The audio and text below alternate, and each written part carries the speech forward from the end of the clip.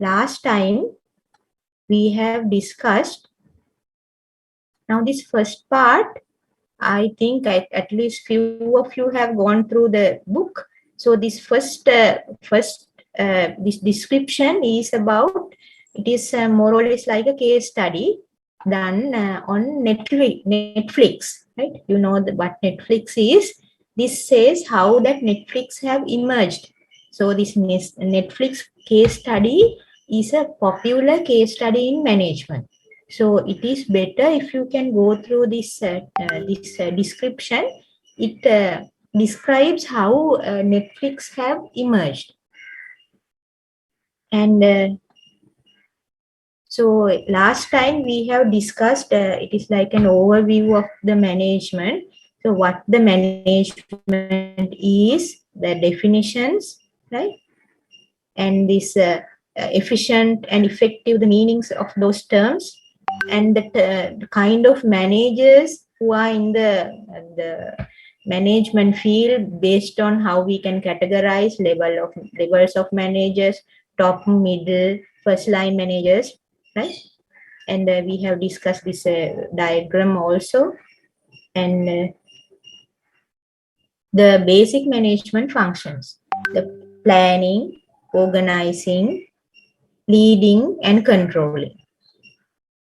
Right? So this is again this chapter. When we go through a chapter, it has several reading sections. Now this is about how sustainability is applied to management. Right? Zero waste. You know, many of you have known the zero waste concept. So many organizations, manufacturing factories, now they are going towards the sustainability.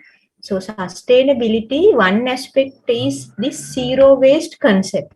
That is that you are not producing any waste, or the waste can be recycled into a form that can be used by human or animals or to some other industry. So waste can be reused, so that there will be zero waste produced from your manufacturing factory. So this actually a description of such organization. And the skills that manager needs, right? Technical skills, interpersonal, conceptual, diagnostic, communication, decision making, time management. And also that the management, that art and something, actually this section we have not discussed, right? So that is management is rather, now there's a debate in the sense whether the management is a science aspect or is it an art. හරි, සමහර අය කියනවානේ මේ කළමනාකරන එකට art එකක් කියලා. art when we say the word art, it is like it is not everybody can do. හරි, දැන් art අපි හැමෝටම කරන්න බෑනේ. හරි, artistලාට තමයි art aspects පුළුවන්. Likewise, some have said that management is also an art, because everybody is not management material, right? And also when you talk about science, right, that science says that everybody can do management if that they know the principles. So there is like a discussion whether it's a scientific or it is artistic, right? So that is what is described in this, right? And today we are going to start on this, right? So evolution of management. Evolution of management කියන්නේ කොහොමද management ඇති වුනේ? හරි, කොහොමද develop වුනේ? හරි. So rest of the chapter in this chapter 1 is on this evolution of management. So first lecture I have done in last Sunday. I have uploaded the recording, and I'm sorry that yesterday night only I could upload it, right? So that Google Classroom has the link for previous recording, right? So once I do today's lecture also, I will upload it, but give me a few days, right? Because of my busy schedule, sometimes it get delayed, right? So anyway, I will put the presentation slides as well as then you can go through slide and this chapter. Then it is then very much clear to you what I have taught in the class. Right? So today we will start with evolution of management. So you have to, if you are going through the book, you have to start from page 10, right?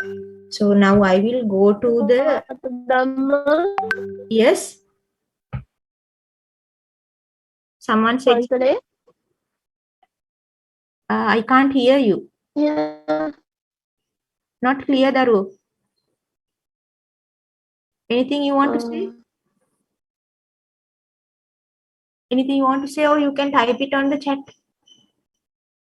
I can't hear you properly. Okay. So I will stop sharing and I will go to the presentation slides for today. Right now.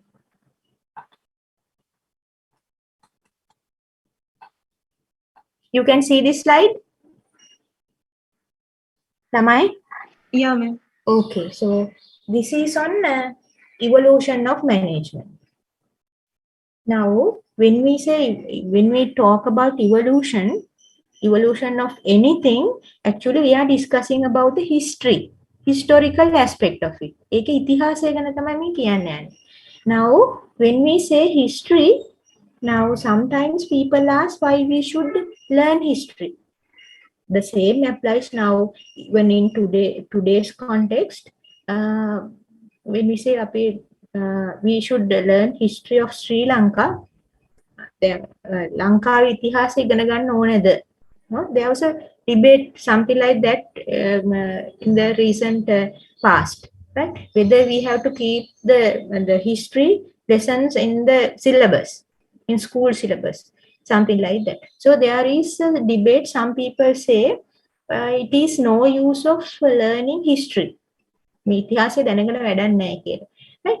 But that this suggests, right, now why the history is important, right? Why say why learn, right? So this is why that we should learn history, because knowing the origins of the organizations and kind of practices have led to success or failure can be an indispensable tool in managing the contemporary organization. So what this says is, now if you know what had happened in the past, there may be successful events as well as failed events. ඒ කියන්නේ හොඳට කෙරිච්ච දේවලුත් තියෙන්න පුළුවන්, නොකෙරිච්ච දේවලුත් තියෙන්න පුළුවන්. failure තියෙන්න පුළුවන්, success තියෙන්න පුළුවන් in the past.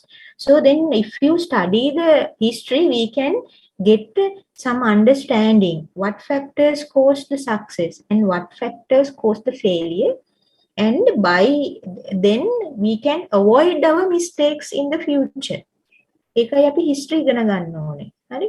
එතකොට අපි කලින් අපිට වැරදිච්ච තැන්, අපිට හරියට කරපු තැන්, ඒව අපි identify කරගන්න පුළුවන් නම් what caused those incidents, then we will try to correct ourselves in the future. That is why history is important. And here it says a word indispensable. This I think is a new term for many of you. Indispensable means අත්‍යවශ්‍යයි. So it is very much needed tool, right, in managing the contemporary organization. Right? The word contemporary is current or nowadays. දැන් තියෙන ආයතන තමයි මෙතන මේ කියන්නේ. හරි? වර්තමාන ආයතන manage කරගන්න this historical knowledge is important. That is the importance, right? And also there is a term called theories. Theories in Sinhala we say niyama, right? So from O-level itself we have learned certain theories, right? The theories are applied to many disciplines. There are theories in mathematics, theories in science, theories in physics, and you may know there are Archimedes law and also Pythagoras theorem, right? Likewise, there are many theories, but the people have debated the same. They say history is not useful as well as theory is not useful, right? Because that when you get a theory, it is like very abstract. Abstract කියන්නේ මේ theory එකක් ගත්තාම අපිට ඒ ඔය නියම කියලා තියෙන නියමයන් කියලා ඒවා so we cannot just by looking at it we cannot see the application of it, right? So we will say it is very abstract. එතකොට many people have said that there's no use of learning these theories and history, but the theories are important because that it is like a blueprint of organizing knowledge. So theory එක ඇත්තටම හදලා තියෙන්නේ, that is how theory is made, right? Earlier scientists and philosophers looked into various factors, how these factors would affect a certain situation. Then only, so they have experimented several times. After that only they have built up the theory, right? That is why how the theory is being built up, right? In management also there are various theories, right?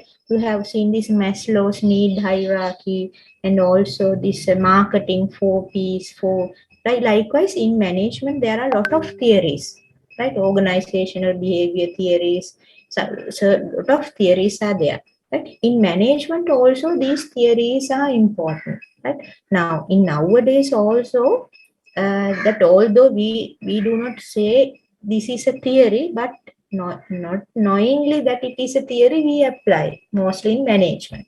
So as we go along this subject you will know, so this theory part is also important, right? And also the history, right? So if somebody asks why the theory and history is important in management, you have to answer in this manner, right? So this history's awareness and understanding of important historical development are also important to contemporary managers. That is why that we are learning this lesson, right? Today's lesson. Now that historical context of management. Now history, now these only about 100 years or 200 years ago, these management principles have come up, right? And in written form, and somebody made it a discipline. But in thousands years back, without knowing or without specifying this is management, people have applied it, right? Now one example is this, you know, these pyramids of Egypt, right? They are very big structures, monumental structures, right? So today itself people are wondering how this kind of big structures have come up, how they have transported these big blocks of stone, right? So still the historians are wondering how people in the past without less technology done this kind of work, right? So there must be certain kind of management functions happen in the past.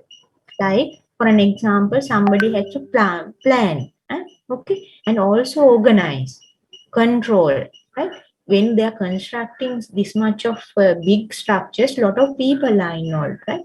So the management principles somehow applied in these building up these structures, right? So without knowing that this is planning, this is organized, it is not written in like in that manner, right? And also the Great Wall of China. Now here this empty box is here because when I'm but this making it in PDF, actually something had happened. So Great Wall of China, I think you have seen what Great Wall of China is. So it is also like pyramids, a very big structure, right? So the same that management principles have been used 1,000 years back. Then also this Alexander the Great, Alexander Adhirajya කියලා කියන්නේ, හරි, who was in Greece and Europe in thousands years ago, right? Alexander is a warrior, right? Warrior Adhirajya කියලා කියන්නේ අපි is a king, right? So Alexander the Great employed staff organ because that he had a very big army and he had captured almost 2/3 of the world, right? So to do that, he had to control his army. Now army is a lot of people, So there should have been lot of what good management principles have been used for that. And this the second one is also this Roman Empire, right? And Roman Empire, I think, I don't know whether you can see it clearly. This Europe, right? Europe and part of upper part of Africa and Iraq and all these sections have been under the Roman Empire, right? So the Roman Empire also have used lot of management principles. And so there were certain philosophers. Now these philosophers, you see, this is a Socrates, right? Socrates, this is Plato. I think you know the names, right? So these Socrates and uh, Plato also discussed about management. Right? This is in 400 BC. So this Plato is actually a student of Socrates. Now they are philosophers like Darshanavadin. They have thought about people. They have thought about how work happening in the world. Right? So they have explained certain very valuable ideas, ideologies. So that Socrates and Plato also discuss certain management principles. But the thing is that they are not in written form. ඒ කියන්නේ මේගොල්ලෝ කියපු දේවල් ලියවිලා නැහැ ඇත්තටම. Right? It is like an ideology තමයි තියෙන්නේ. නැතුව you cannot pinpoint that this is the Socrates book, this is the Plato's book, something like it is not there. But anyway, the Socrates and Plato, those earlier philosophers, also discuss about the management principles. Now, Plato specifically it says job specialization ගැන කතා කරලා තියෙනවා in 350 BC. Job specialization is now ශ්‍රම විභාජනය කියන්නේ I think many of you have heard the singular term. That is when you are doing a job now in today's also, if you see the apparel manufacturing sector, that when the all are job specialized, that is when you are sewing a shirt, so one person is doing the collar part, one person is doing the buttons, one person is doing the pocket. Likewise, the sewing of a shirt is being divided. That is called a job specialization. So the advantage of this job specialization is that you are through with or you are accustomed to that job and you can do the job very nicely with short period of time. That happens when you are specialized in a job. So that principle still used in these days also. Right? Now, but only now this is actually earlier times. So proper study of management began 19th century. Right? So but in 17th century also this ideology was there. Right? So the pioneers or the personnel who in that this ideology of management came up in a very profound manner is these two people, right? It is their names are Robert Owen and Charles Babbage, right? So this Owen is a British industrialist and a reformer. Industrialist in the sense now this most of these management principles have emerged basically around Britain, Europe, right? In Western countries, because those days this industrial revolution came up. කාර්මික විප්ලවය කියලා එකක් තිබුණා, right? So in the 17th, 18th and 19th, that is that those in those countries they have began to produce goods in mass scale, very large scale. So they have opened up lot of factories, right? Because they had lot of capital in the sense ගොඩක් සල්ලි තිබුණා. That money that they have earned from this the colonized countries like us, India, Sri Lanka. Most of these South Asian countries were under the Westerners, right? In our history, right? So the money that they have earned from our countries, have been pumped into these economies, and those times the economies of these Western countries are flourishing. That we called it industrial revolution. Right? So in this industrial revolution time, and these Owen, right? So he recognized the importance of organization human resources and expressed concern for personal welfare of his work.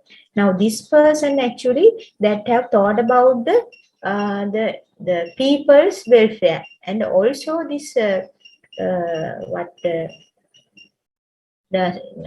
this job Shrama Vibhajana, right? So you can the job specialization is also came up in this age, and the Babbage is a mathematician, right? So English mathematician, obviously he is from also from UK, right? Focus his attention of efficiencies of production. Right? He placed greater faith in division of labor. Division of labor can Shrama Vibhajana, in other words, and advocated the application of mathematics to such problems as efficient use of facilities and materials. Now, today also, there are mathematics applied in management. If you see the operations management, industrial management, right, there are various mathematical formulas, equations are used, right, in quantifying how much of labor needed, how we can have more efficient processes. So this English mathematician Babbage have written that the efficiencies of production can be increased using these mathematical methods. And there are, I think this Adam Smith you must have heard, right? So he wrote a book called Wealth of Nations, right? So here he emphasized in this book, right, the advantages of division of labor. ශ්‍රම විභාජනය ගැන ඉස්සෙල්ලම written aspect එකක් දාලා තියෙන්නේ this Adam Smith, right?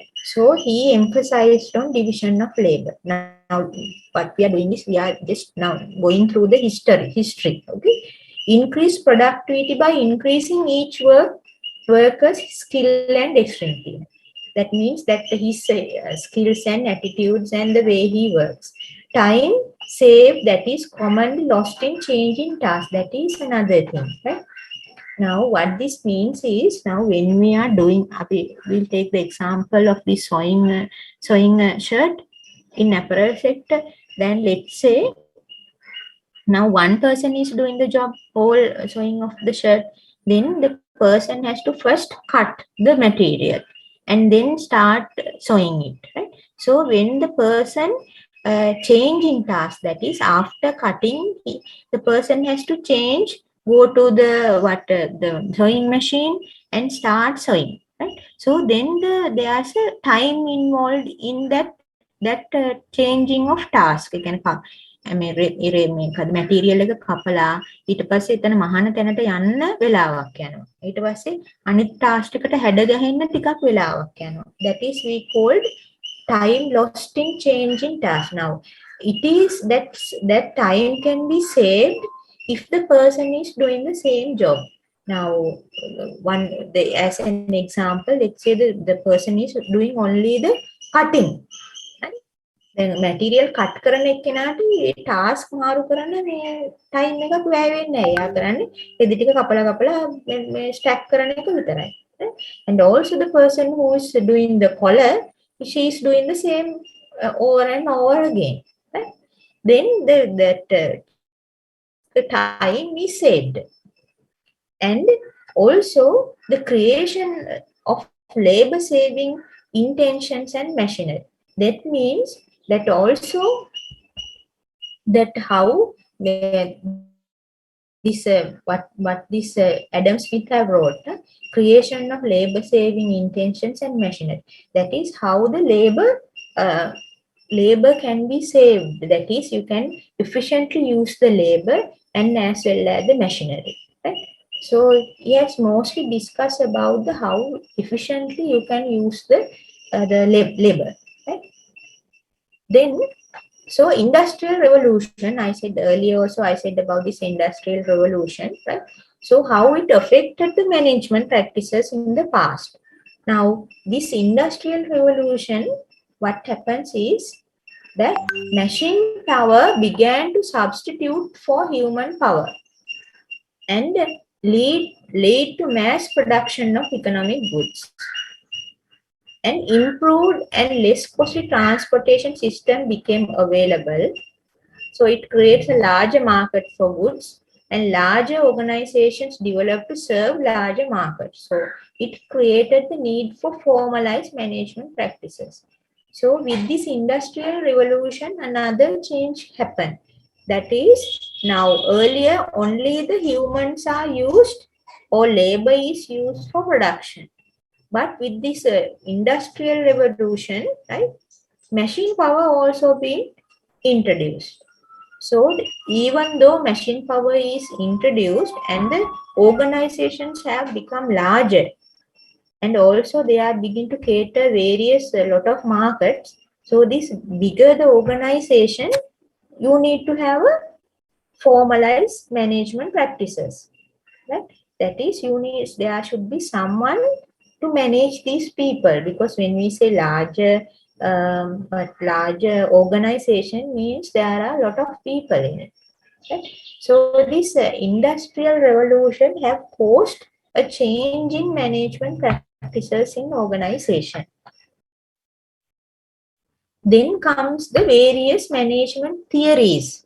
Okay, then අපි කියවනේ අපි history බලනවා, ඊට පස්සේ theory study කරනවා කියලා. So these management approaches is like more or less theories in the management field, right? Earlier what have emerged, right? So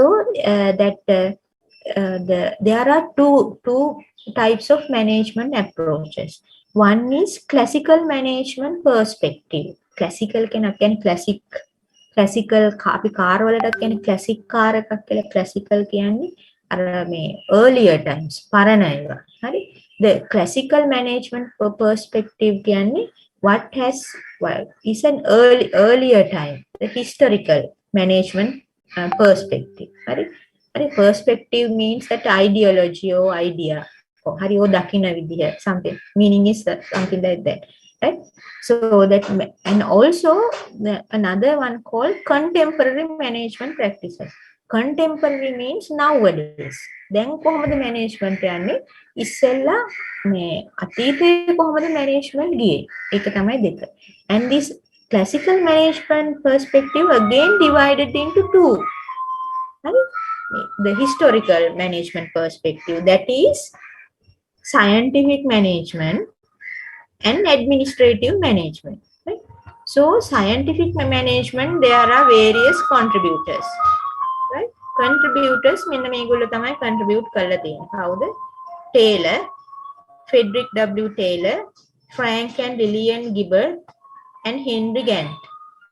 And administrative management, Henry Fayol and Max Weber. Right?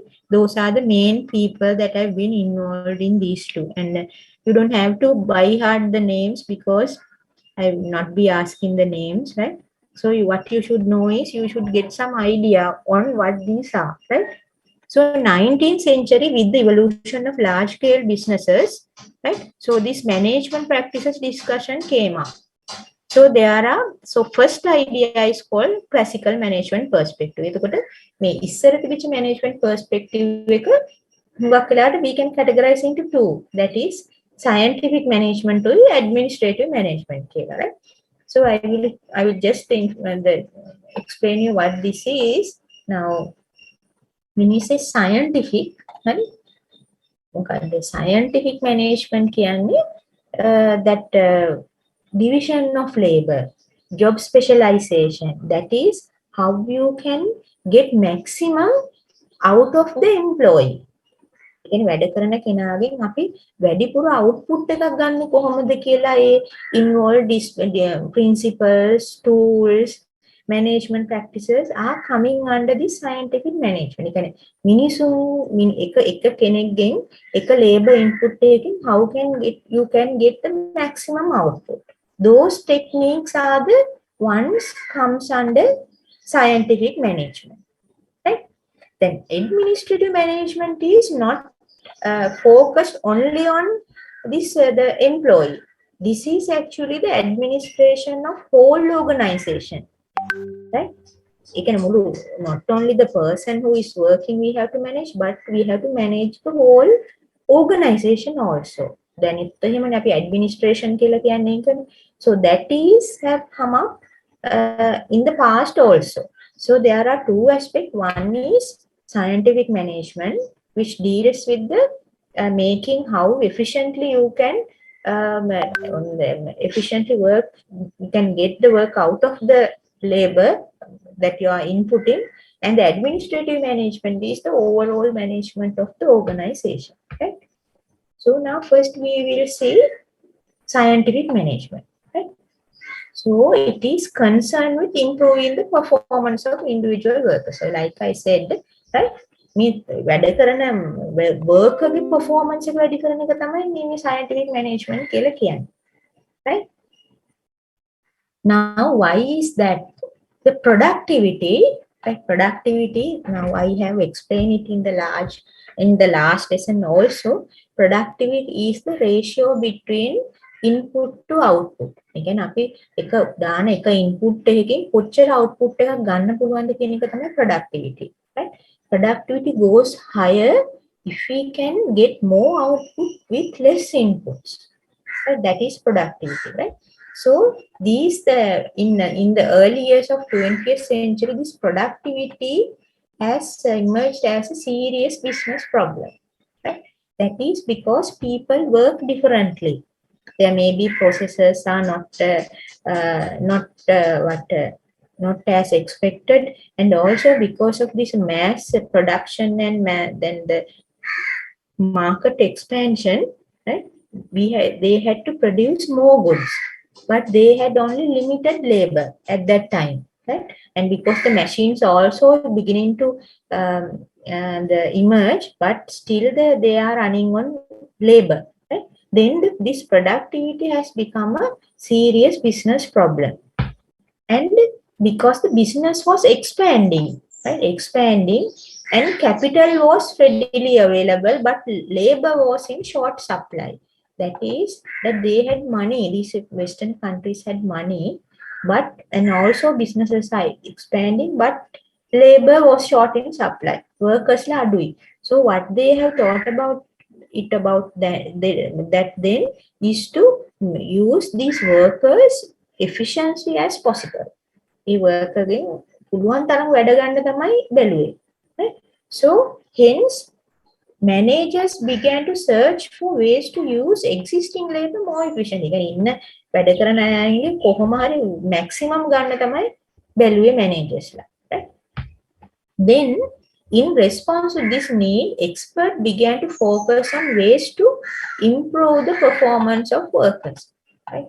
Expert in the sense there may be a scientists, not science, maybe certain managers itself, right? So they have found, or that they have trying to investigate how better that we can use these people, right? මේ මිනිස්සුන්ගේ කොහොමද වැඩියෙන් වැඩ ගන්න කියලා බලන්න තමයි මේ මුලින්ම මේ management principles පටන් ගත්තේ, හරි? Under this scientific management, okay? බලමු අපි මොනවද ඒගොල්ලෝ හොයාගත්තේ කියලා, what they have found out. So this Frederick W. Taylor, right? He had a book, right, called Principles of Scientific Management, right? So advocate use of the scientific methods to define the one best way for the job to be done. Believe that increased efficiency could be achieved by selecting the right people for the job and training them to do it precisely is the one best way. So what this Taylor is saying, right? Now, if we look at our organizations, right, where we work, our factories, our offices, right? Now you see there are several different kinds of people. මිනිස්සු විවිධාකාරයිනේ. දැන් ඔයාලගේ officers බැලුවොත්, because all of you are working, right? So if you think about them, right, they work differently. Are they doing their best? I don't think so. Maybe only very few are doing their best. That is their best capacity, right? So if the person is not uh, giving the best possible capacity, then the organization is running at a loss, right?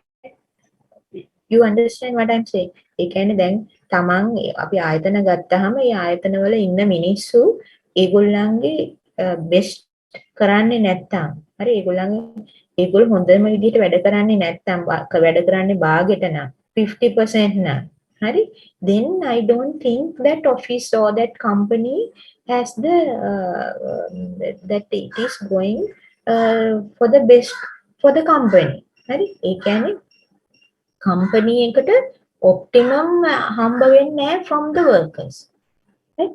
So this Taylor have observed these principles of scientific management. He had said there's a one best way for the job to be done, but this one best way is it's debatable, but still at that time what he says is selecting the right people for the job. That is important, right?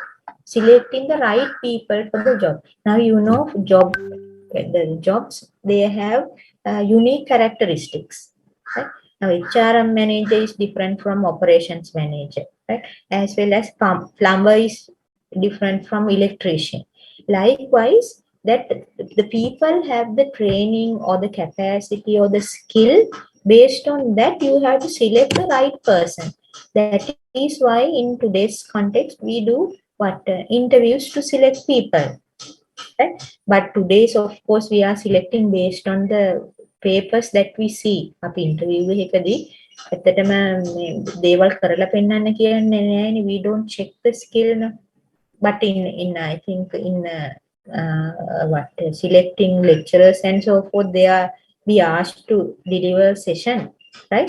In certain scenarios.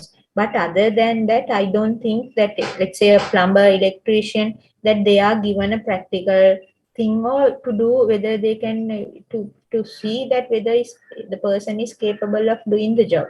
Normally in Sri Lanka, I don't think it is being practiced. Right? So we are just selecting people based on their paper qualification or that what is on the paper. If we say I have 10 years of experience and we don't know whether in that 10 years of period he had been idling in that place. මුකුත් නොකර හිටියද දන්නේ නැහැ අවුරුදු 10ම. Right? But it says I have 10 years of experience and based on that he is being recruited. So such incidents are there. Right? So here this person is saying selecting the right people for the right job is important. And also training them to do precisely. That is in the one best way. That is now this is being actually applied to jobs that are like in like the processes. That one example is this apparel and manufacturing, right? So same job is happening or routine jobs, right? Day after day the person is doing the same job. Then the person can be trained and do it precisely in one best way. දැන් කියන්නේ අපි දැන් කොළ එක මහනවා කියලා. So කොළ එක මහන one there can be various methods. But if the person is trained on that one best way, එක විදිහකට විතරයි මෙයාව train කරන්නේ. මේ විදිහට විතරයි කරන්නේ. Right? That is actually something that the person can be then do the job more efficiently. That is what the Taylor is saying, right? And also he said to motivate workers, right? Motivate කරනවා කියන්නේ අපි in Sinhala it is called අභිප්‍රේරණය, right? So give me 1 second.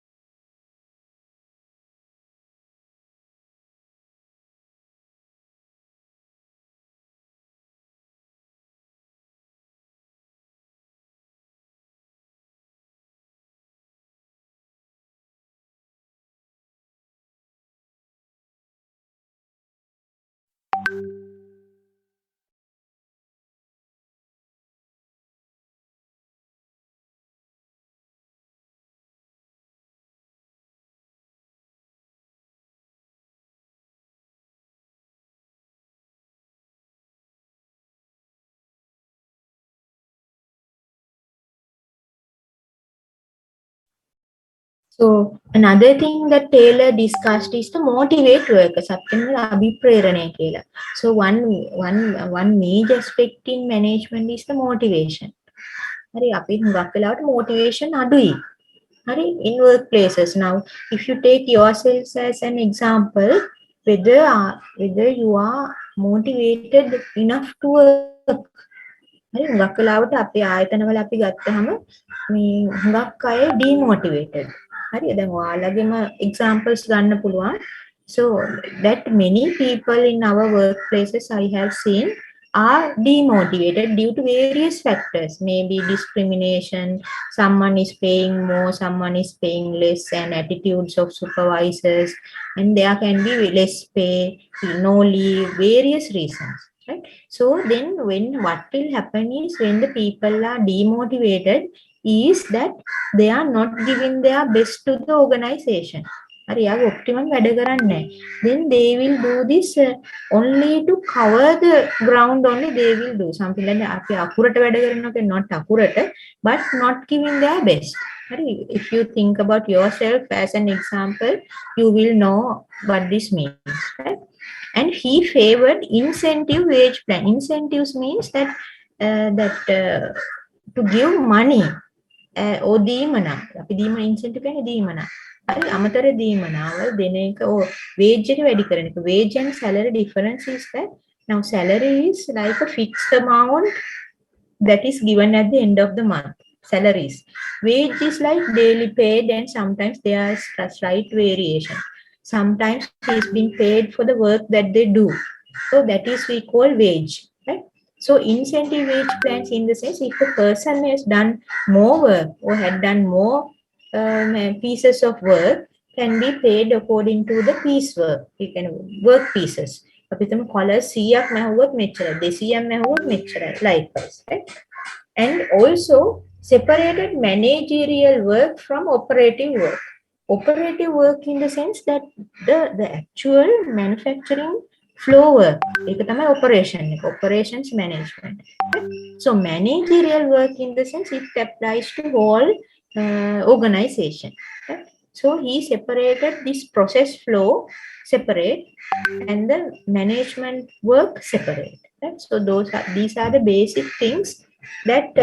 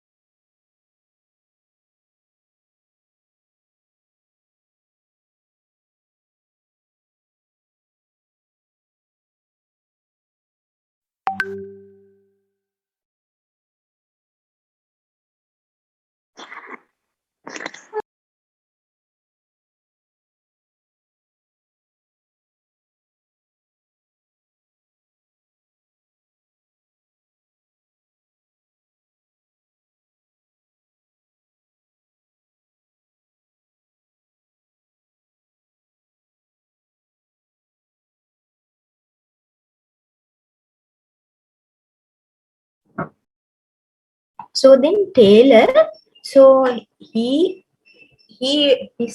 theory, right? His theory, he had put it into a like principles of management, 4 principles of management. Right? So what it says is step 1, develop a science for each element of the job. Right? To replace all rule of thumb methods. This rule of thumb කියන්නේ හුඟක් වෙලාවට මේ that earlier people for measurements that they have used this length of the thumb. ඒක තමයි අපි කියන්නේ. එතකොට ඒ කියන්නේ හරියටම precise methods නෙමෙයි පාවිච්චි කරලා තියෙන්නේ.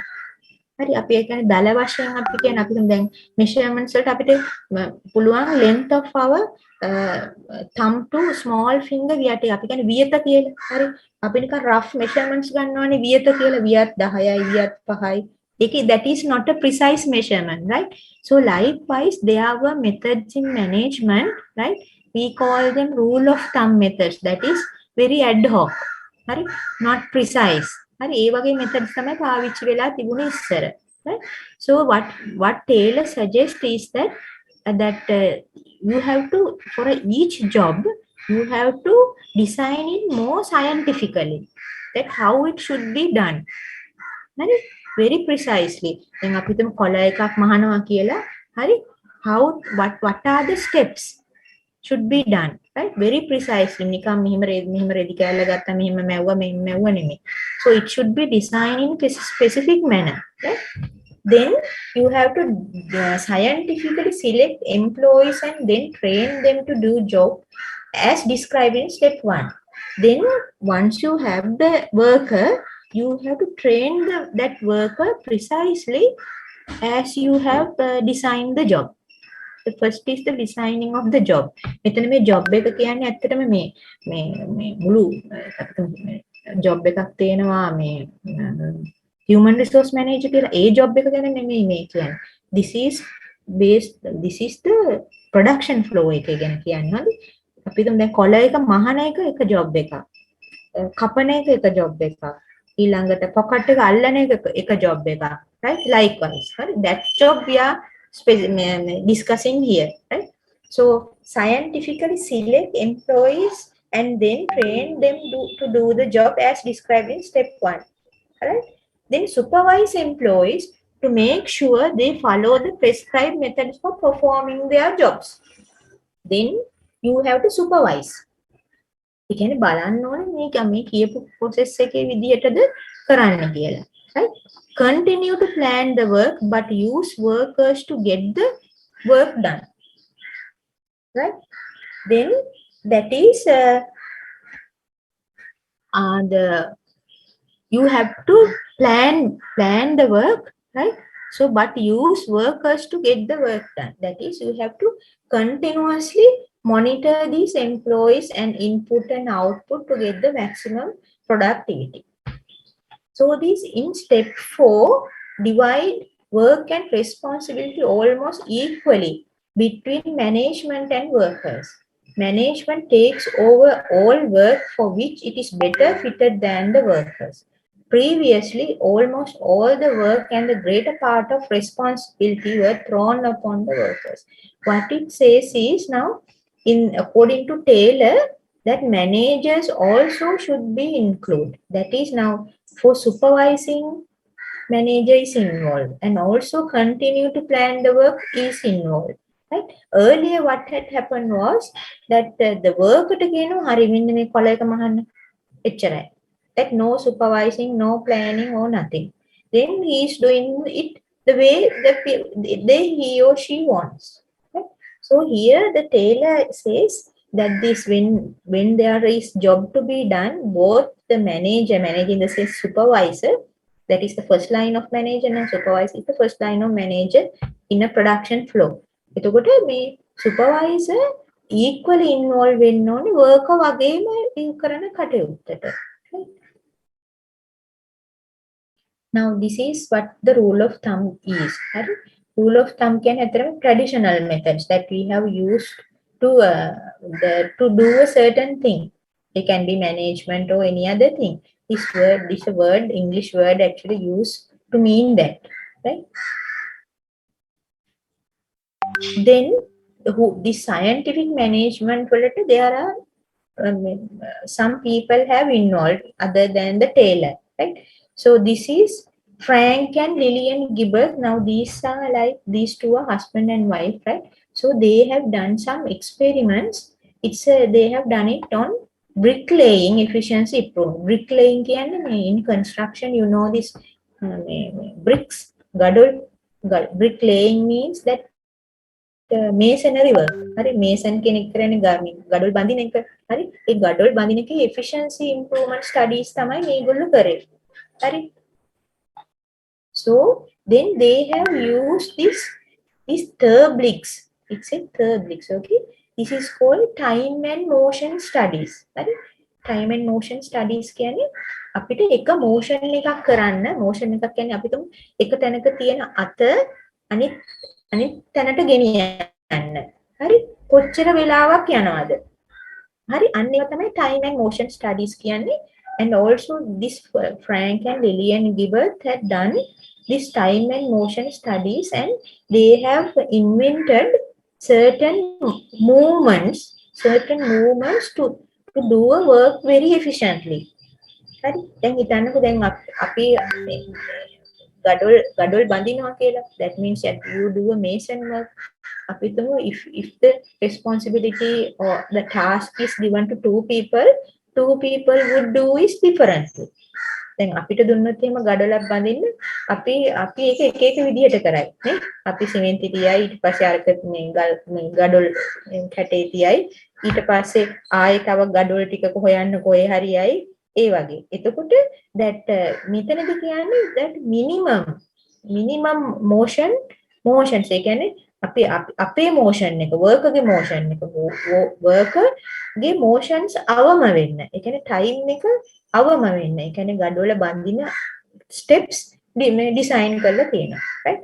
So that is those are called therbliks. මේ therbliks කියන්නේ එක unit එකක් වගේ එකක්. හරි? So if you have searched the internet, right, using this word, right, you will get a diagram indicating several movements. හරි? movements ඒ කියන්නේ time and effort එක අවම වෙන movements තියෙනවා. අතෙන් මේ එතකොට ඒ විදිහට you can identify that best possible way to do this kind of work. And the other person is Henry Gantt. මේ කහලා තියෙනවා Gantt chart කියන එක. Now answer me. Gantt chart කියන එක අහලා තියෙනවද? Gantt chart. Anyone?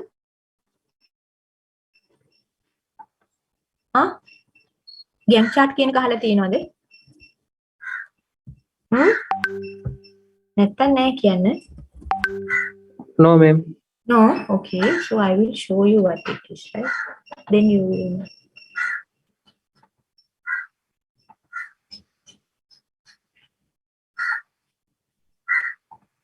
Can you see the screen? Right? In project management, මේ වගේව දැකලා තියෙනවද? Have you seen anyone? Gantt chart? Yes, ma'am. දැකලා තියෙනව නේද? Yes. So this is Gantt chart. This word Gantt came from that person, right? So he made this kind of chart. So what this side, now if you do project management, if you have done MS project, this type is also there, right? That is one of the basics, right? So this is again something like that. So here you have task, this side you have the timings, right? So you can arrange your planning activity using this chart. So this was first invented by this Gantt. That is why we call this Gantt charts, right? And also I will show you that therblick ones, right? Wait.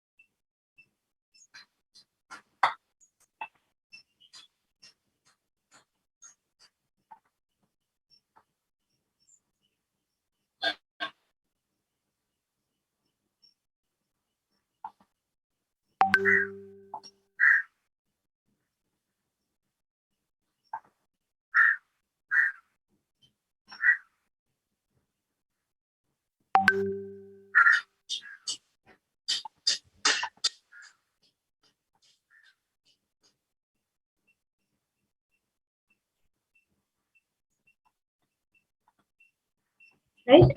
This is like I said, therblick, that motion move and science, right? So this therblick, it has 18 kinds of elemental motions, right, used to study the motion economy in workplace. Right? So workplace task is analyzed by recording each of the Terblick units, right, for one process, with the result used for optimization of manual labor by eliminating unneeded movements. Right?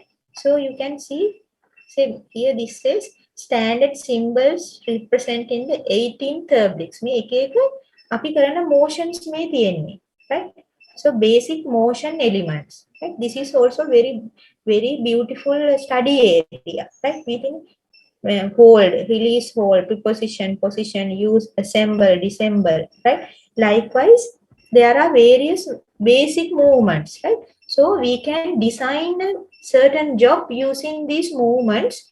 Right? This called motion economy. Right?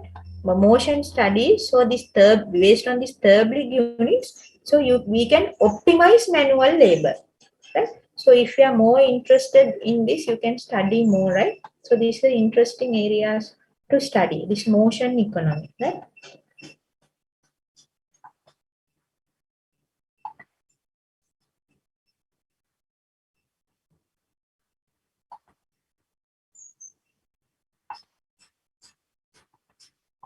So this Henry Gantt, right? This is the Terblick's units. That's Henry Gantt is that in the chat one person is asking, is this similar with time frame? Yes, it is similar to that, right? Projects කරනකොට ඒ තියෙන අපි ගන්න අර මේ timing අර අපි හදන activities diagram එකක් ඒකම තමයි, right? Gantt chart කියන්නේ, right? So incentive compensation system he had done, and also Gantt chart for scheduling work operations. So that is scientific management, right? Then you see the administrative management. අපි කියවනේ දෙකක් මේ history වල ඉඳලා ආවා කියලා ඉස්සර ඉඳලා හරි scientific management එකයි administrative management එකයි හරි. In scientific management they have discussed to increase the worker performance. Here that they have discussed about focusing on managing the total organization. So for this, there are two people supported, that is called Henry Fayol and Max Weber. Right? Henry Fayol and Max Weber. මේ 1800 ගණන් හරි. මේ 1800 ගණන්. හරි මේ බලන්න දැන් තියෙන දැන් 2000 ගණන් යන්නේ. 2020. So this is 2 centuries ago. හරි. ඒවම තමයි ඇත්තටම මේ තාම පාවිච්චි කරන්නේ අපි හරි. So administrative management, this Henry Fayol, what they have done is develop general theories for what managers do, right? What managers should be doing. Then scientific management එකේ කතා කරේ work performance වැඩි කරන්නේ කොහොමද කියලා. Manager පැත්තෙන් ඉච්චර ලොකුවට බැලුවේ නැහැ. But here what the managers should do and what is the good management practices have been emphasized. Right? So this Fayol is from French person, right? So 14 principles of management, fundamental for universal principles of management practice.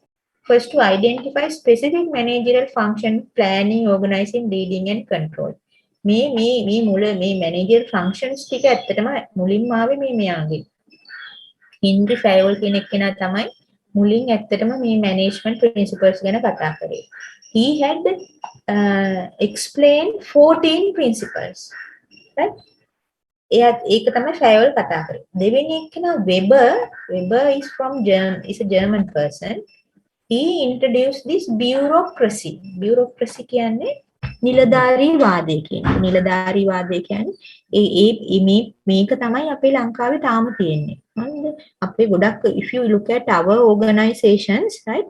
Majority of these organizations based on this principle. Bureaucratic and bureaucracy තමයි තියෙන්නේ. That is, if you look at an organization, අපේ ලොකු hierarchy එකක් තියෙනවා.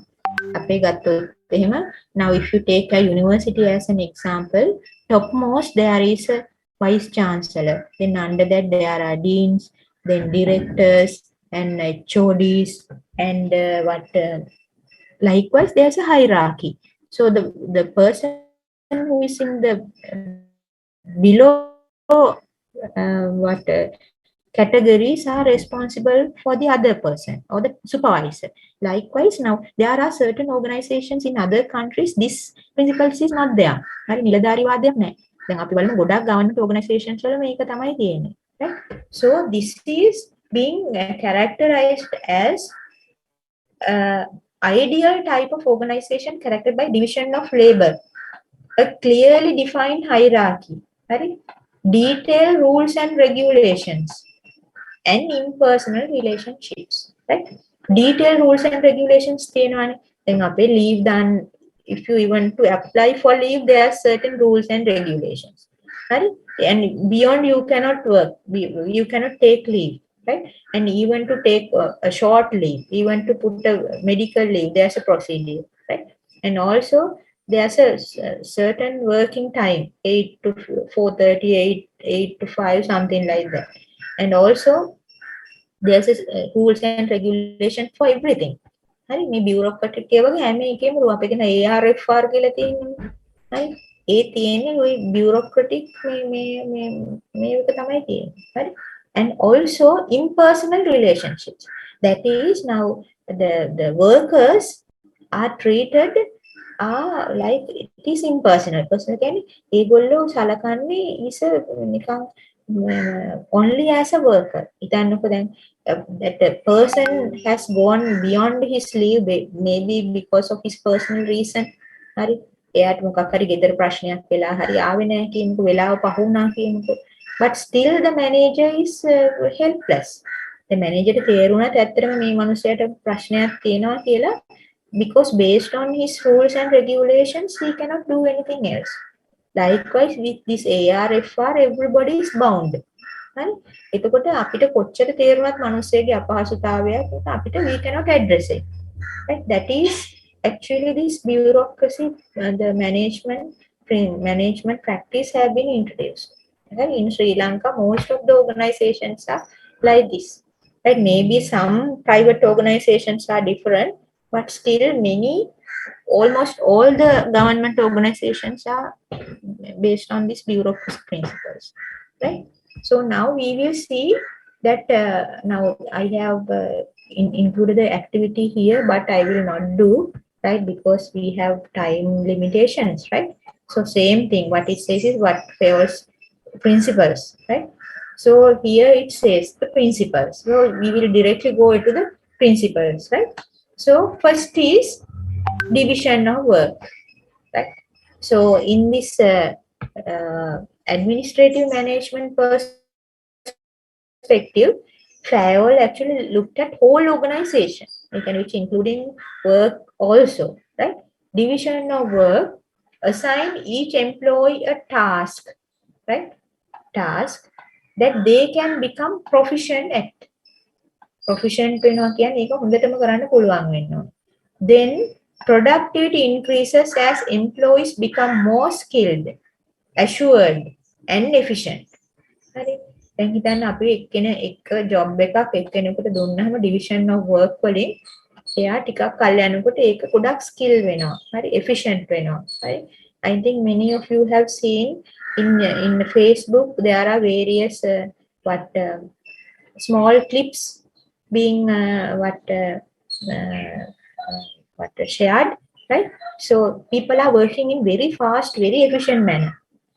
හරි සමහර අර පළතුරු කපන අය ඉන්නවා, මේ ඒ වගේ අය ඉන්නවා, හරි efficiently කරන අය ඉන්නවා, because they have been doing the same thing over and over again. So the person had become very skilled, especially in China, right? Because there are companies which mass produce goods, right? Those workers are doing the same thing again and again. So they have become more skilled and more assured. Assured කියන්නේ එයා දන්නවා වැරදෙන්නේ නැතුව කරන්න, and also efficient, right? And that is the first one. Right? You should do division of work. Then authority. What is authority? Managers must possess the authority to give orders, and recognize that with authority comes with the responsibility. නන්න ඒක තමයි නැත්තේ. හරිද? දැන් authority කියන්නේ ඒක order කිරීම අනදීමේ බලය. හරි? The manager should have that. Hari? Manager can hire officer කෙනෙන්නේ. So he should have the power to give orders, but you should know that authority comes with responsibility. නිකන් මිනිස්සුන්ට බැනලා හරියන්නේ නැහැ. You should be responsible. Because that the work that perform that worker, if the worker is under you, you should be responsible. ගිහිල්ලා කියන්න බෑ මේ මන් දන්නේ මෙන්න මෙයා තමයි වැරද්දුවේ කියලා. එහෙම කියන්න බෑ. If the person now, even if you are working as a manager or assistant manager or someone like somebody like that, right? And if there something went wrong with the worker subordinate to you, හරි ඔයාගේ යටතේ ඉන්න කාගේ හරි අතින් වැරද්දක් වුණොත් actually it is your responsibility. හරි manager වග කියන්නේ. That is we called authority comes with the responsibility, right? And also the discipline. Right? Discipline is that you should be abide by the rules and regulations. Right? And also unity of command. Unity of command is that an employee should receive orders from one supervisor only.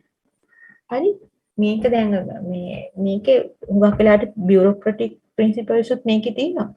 Unit of command කියන්නේ දැන් හිතන්න දැන් අපි ඉන්නවා. අපිට supervisor කෙනෙක් ඉන්නවා. එතකොට we should take commands only from him. එහෙම නැත්නම් අපිට අපිව allocate කරලා තියෙනවා, එයාටත් allocate කරලා තියෙනවා, තව supervisor කෙනෙකුටත් allocate කරලා තියෙනවා. එතකොට මොකද වෙන්නේ? දෙන්නම අපිට කියනවා ඔයා මේ කරන්න අර එක්කන මේ කරන්න. එතකොට we don't know if it is contradictory what to follow, right? So that is called unity of command in management principles. That is very important thing, right? You should also practice it. මේක අප යාගෙන යනකොට බලන්න ඔයාලත් දැන් වැඩ කරන තැන්වල කොහොමද කියලා, right? So unity of command කියන්නේ දැන් ඔයා subordinate කෙනෙකුට ඉන්න ඕනේ only one line of command. That is called line of command. හරි? you are answerable only to one person. හරි?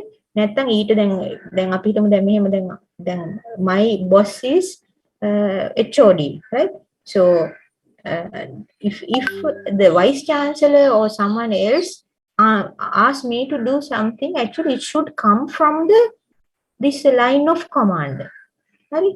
It should come down to the dean and then come to the HOD and to me. Right? If not, it comes directly to me, right?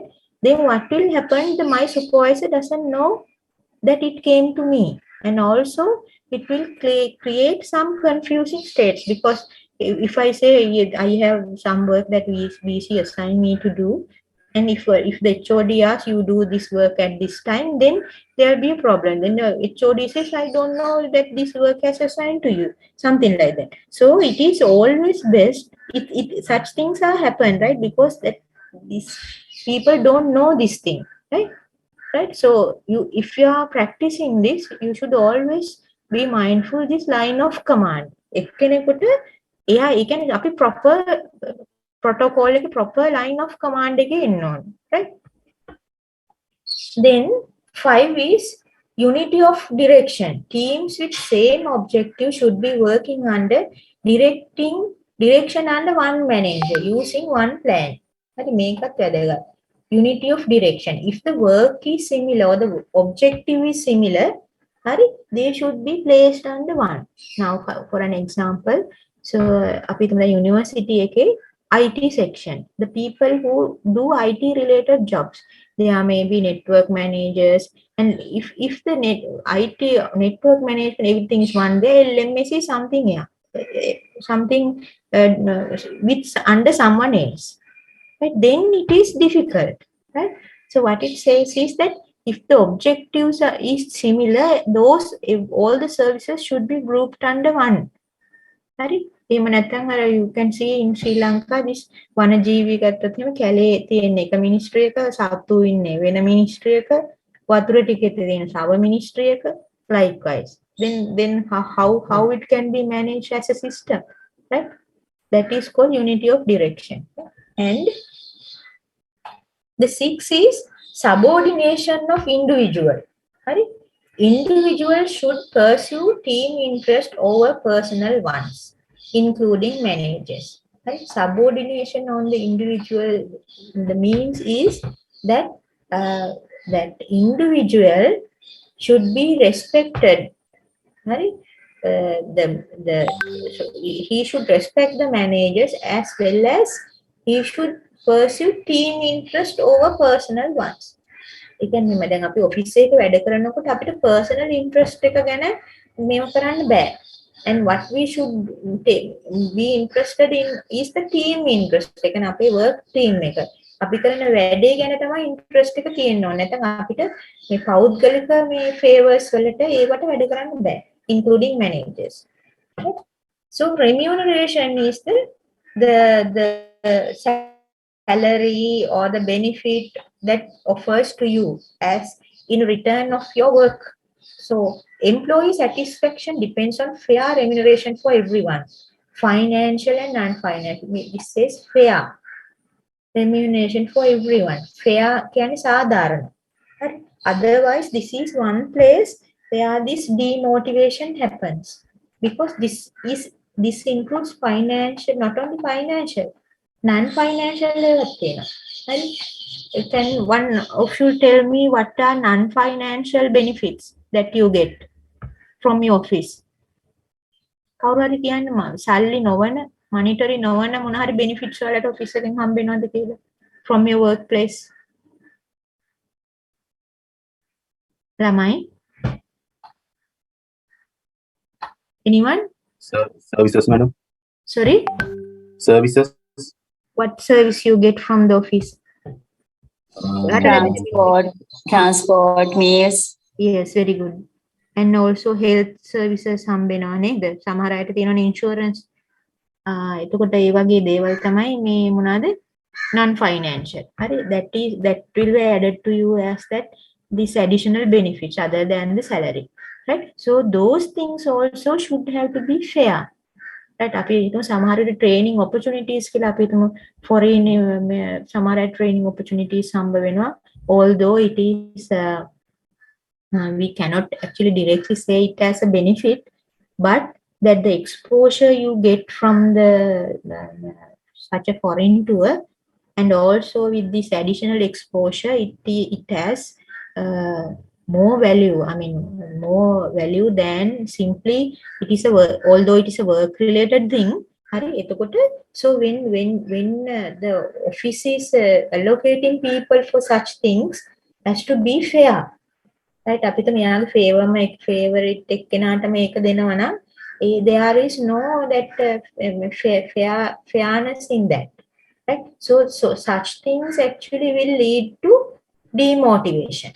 ඔයගොල්ලෝ බැලුවොත් එහෙම ඔයාලගේ වැඩ කරන තැන්වල ඔයාලා demotivate වෙලා නම් ඉන්නේ. හරි, demotivate වෙච්ච අය ඉන්නවා නම්, right? Such things are there. Very subtle things, right? But you may see, right? And also this 8th one is the centralization, right? Balancing centralized decision making from the top with letting employees make decisions. Centralization means, now I don't know whether this is applied or not, right? So because you should involve employees also in making decisions, right?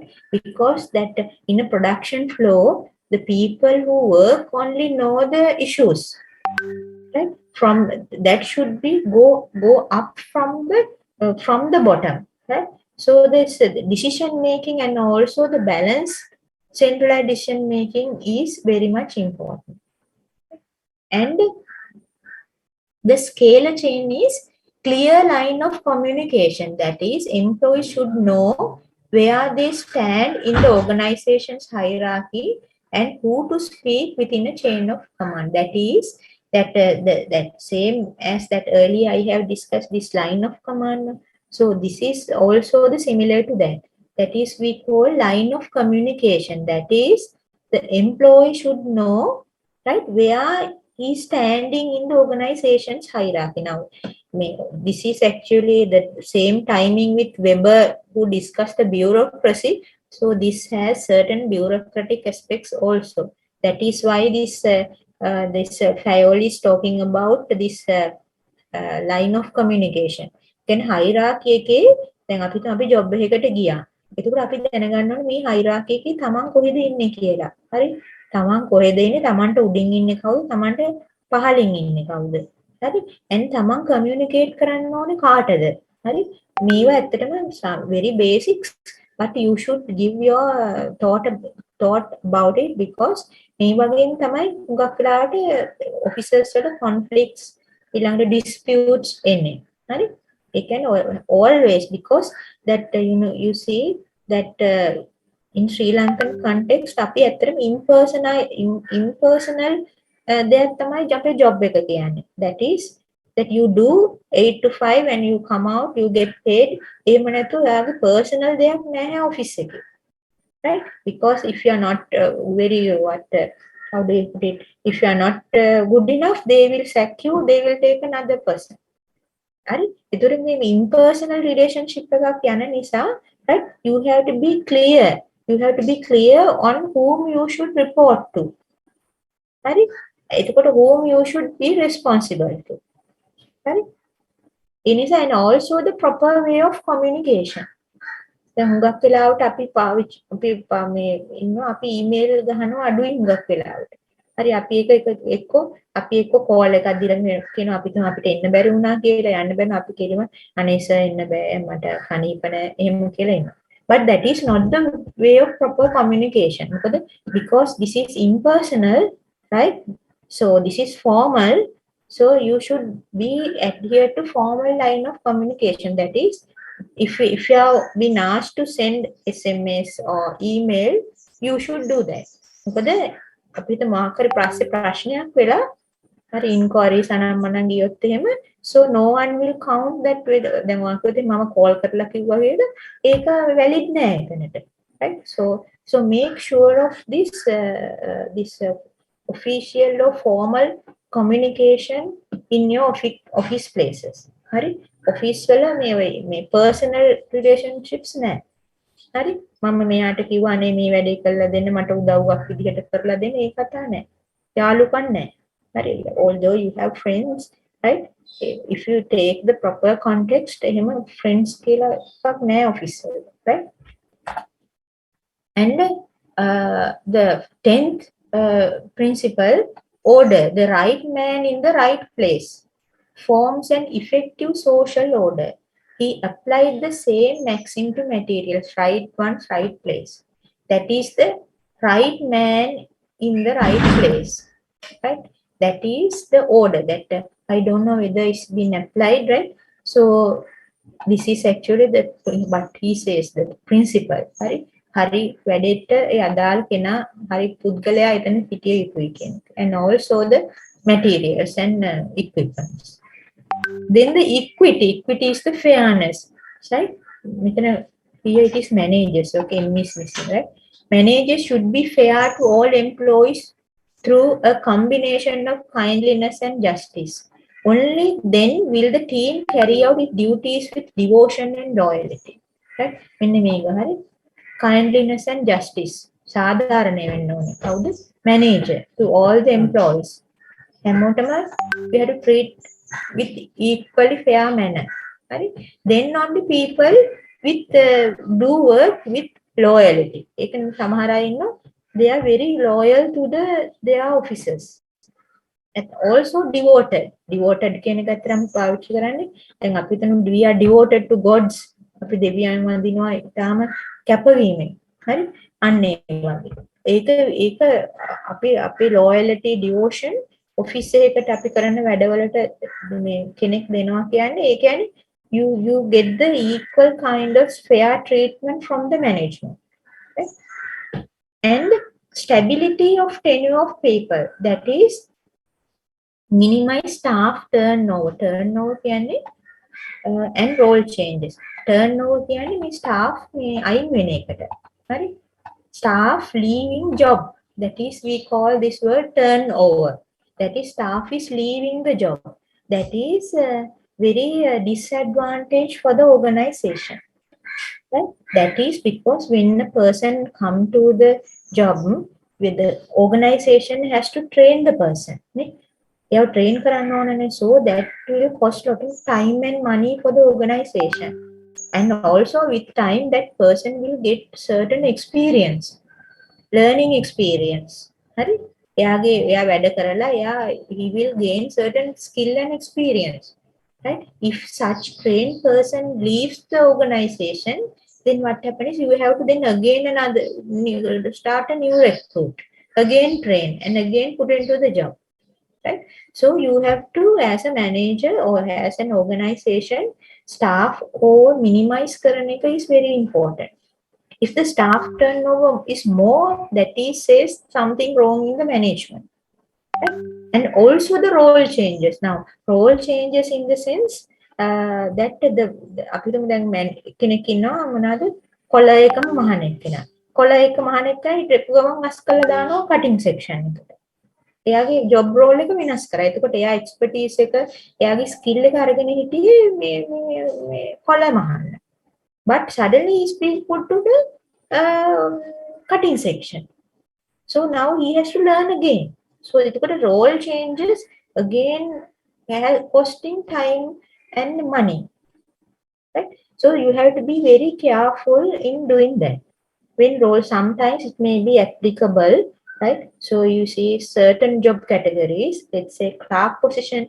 Now, if a clerk is being rotated, sometimes there may be advantages. That is, now, let's say that one time the clerk is working in the HR section. Then he is being put to the transport section. Then the clerk, the way the job role that the person is performing, if the person is being transferred, right, maybe every 3 years, then the person will have more knowledge or overall knowledge in doing that his duties. That is actually plus side of it. But if there are certain jobs which is very skilled is emphasized, this role changes is not advisable. Right? Then initiative, that is called, we call self-motivation. So employees should be encouraged to develop and carry out plans for improvement. That is for self-improvement, self-motivation. හරි? ඒ කියන්නේ අපි හැමතිස්සෙම emphasize කරන්න ඕනේ. Now if you are a boss, right, you should look at your subordinates and you should motivate them to learn more and to get more skills, right? And for their improvements, and you should discuss with them and motivate them. And this is spirit de corps is actually Latin word, is called group spirit. Right? Organization should strive to promote team spirit, unity and morale. හරි? දැන් මේවට තමයි හුඟක් වෙලාවට ඔය තියෙන අවුරුදු උත්සව තියෙනවා, ඊළඟට මොනවාද ට්‍රිප්ස් එකගෙන යනවා. හරි? That is to promote kind of group team spirit එක. හරි? ඒක promote කරන්න තමයි කරන්නේ, unity and morale. හරි? So those are the 14 principles of management. Right? So if you actually apply these things, I think any organization will flourish. Actually, now this person has thought about it. See what about 18th, 17th century, 18th century, right? 200 years ago, right? So you can see now organizations, right? Whether these apply or not, right? So why an organization suffering loss and not good, not performing well? Is there something wrong with the management? It is not people's faults actually. It is the fault of the management, right? So you can see whether these principles are being applied to your places or not. So this is actually the Fayol's 14 principles. Then the Weber, right? Weber's is his ideal bureaucracy. Now you can see this from the picture, big boss is there, and he below another boss, and below another boss, right? So everywhere is there's a boss, right? So division of labor. division of labor is there. Authority hierarchy. හරි. ඒ කියන්නේ පහළ ඉන්න boss බයයි ඊළඟ එක්කනට. ඒ boss බයයි ඊළඟ එක්කනට. හරි. authority නැත්නම් මෙයාන දෙනවා මෙයාට likewise. Then the formal selection. When you are selecting people, it's like a formal selection. අපිට ඕන අය ගන්න බෑ. හරි. If you take a government organization, when a person is recruited, it's a long process. හරි අපිට ඕන අය ගන්න බෑ. අපි දාන්න ඕනේ. We have to advertise in paper. Sometimes there you have to advertise in 3 papers, right?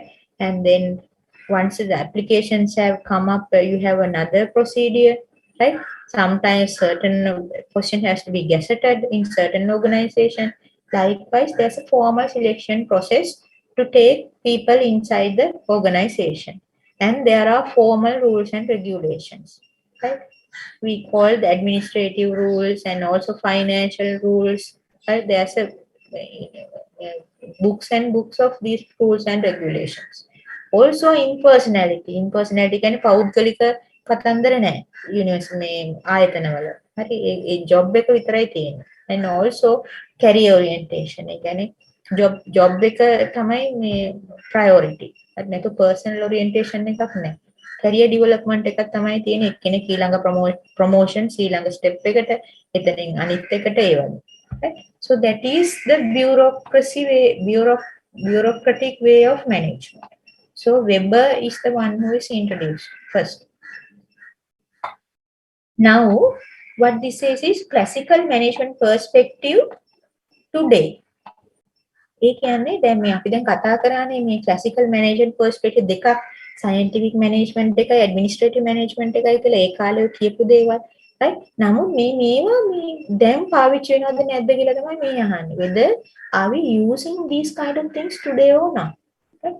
So classical management perspective provides many management techniques, job specialization techniques and scientific methods. Promoted by Taylor and his contemporaries are still reflected. තාමත් මේව පාවිච්චි කරනවා. හරි. දැන් හිතන්නකො මේව job specialization තාම තියෙනවා. හරි.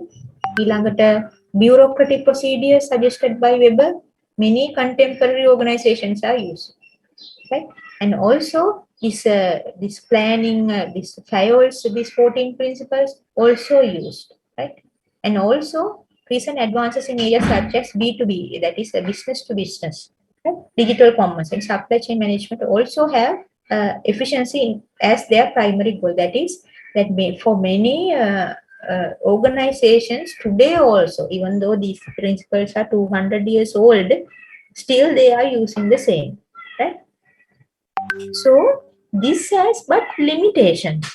හරි මේ limitation එකක් කියන්නේ මේ තියෙන පොඩි ප්‍රශ්න. හරි it will not 100% correct for management. So later only people have discussed this classical management perspective or techniques are not the 100% way of doing the management, because this classical perspective focus on stable, simple organizations. ඒ කියන්නේ structure එක වෙනස් වෙන්නේ නැති solid organizations තියෙන්නේ. හරි දැන් අපි ගත්තොත් එන්නේ යුනිවර්සිටි එකක් කියන්නේ ඒකේ structure එක වෙනස් වෙන්නේ නැහැ ලේසියෙන්. හරි දැන් අපේ යුනිවර්සිටි ඉස්සර ගත්තොත් අවුරුදු 100ක් විතර තියෙන්නේ ඕකම තමයි. එකම විදිහ තියෙන්නේ. හරි maybe the curriculum may be little bit changed, other than this management structure is all the same, right? So stable, simple organizations, simple in the sense that our simple in the sense even though the university, the structure is not that complex.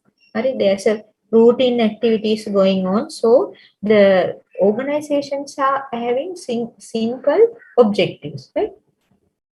In contrast, organizations today are changing and complex.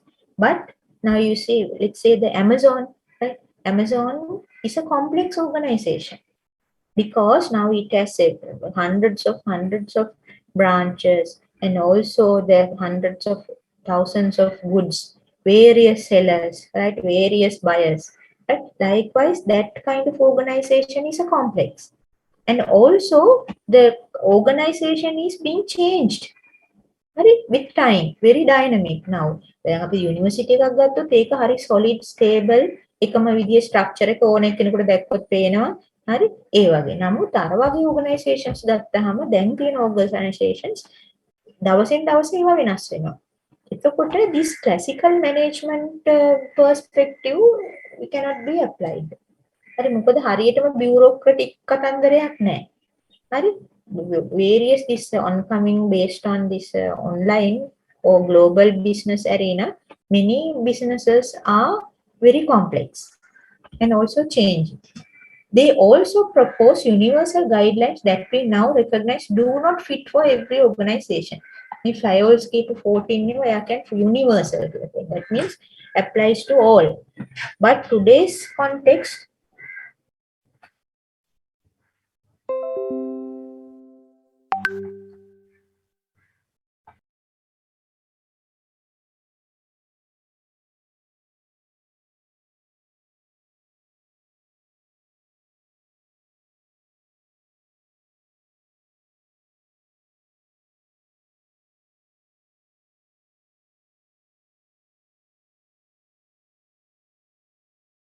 give me 2 minutes.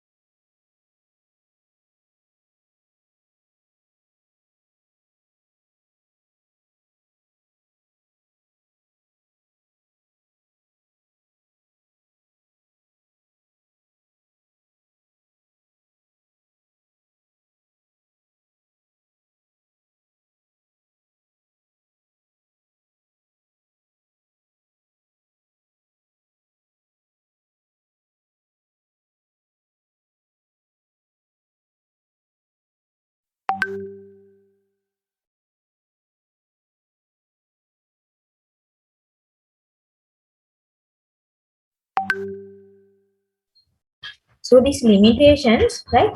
So another thing is that this is do not fit for every organization. මේ guidelines දාලා තියෙන universal කියන්නේ for applies to all the organization, but it is not so, right? Classical management perspective is that it is cited the role of individual in organization. That is now that people's behavior is not looked at in this classical management perspective. කියන්නේ දැන් අපි ආයතනයක් ගත්තාම මේක වැඩ කරන මිනිස්සු නිකන් machines නෙමෙයිනේ, right? They are not machines, they are people, right? So they are people's behavior, people's needs are not considered in this management perspective. Classical ඉස්සර management ඔය දාලා තියෙන perspective එකේ විදිහට ඕක තමයි තියෙන එක limitation එක, right? There are 3 limitations. One is that because nowadays organizations are changing and complex, and also these universal guidelines do not fit every organization. And the other thing is that individual behavior is not considered in classical management perspective. Those are the 3 limitations, right? So with this, we will conclude the first session of this, right? So I will give you 10 minutes break, right? 10 minutes, not 10 minutes. Now it is 10:09. Okay, 10 minutes, right? 10 minutes break. So please come by 10:90 or 10:20, right?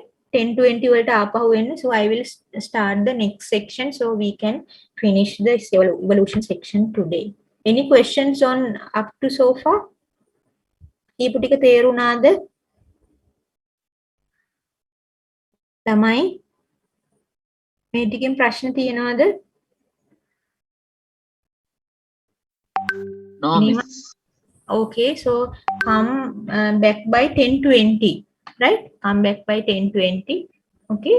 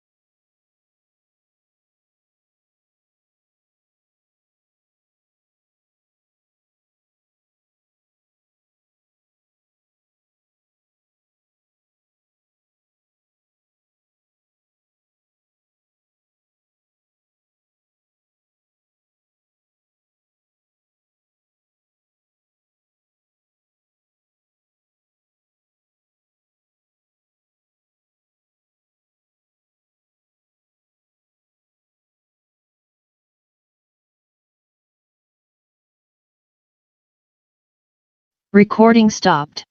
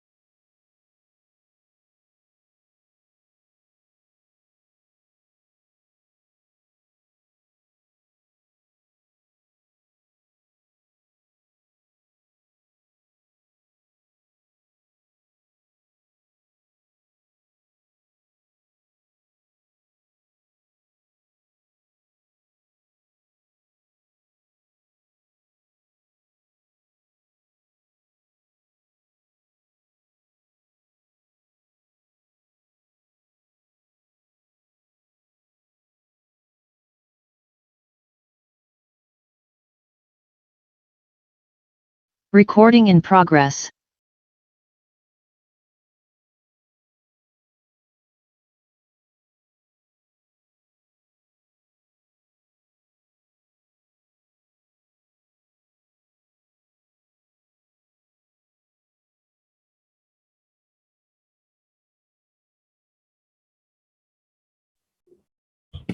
So welcome back to the lesson. Now this is the part 2 of evolution of management. I hope everybody can see the screen. Can? Yes, miss. Okay. So this is what this lesson is about. Is now we have discussed this classical management approach, right?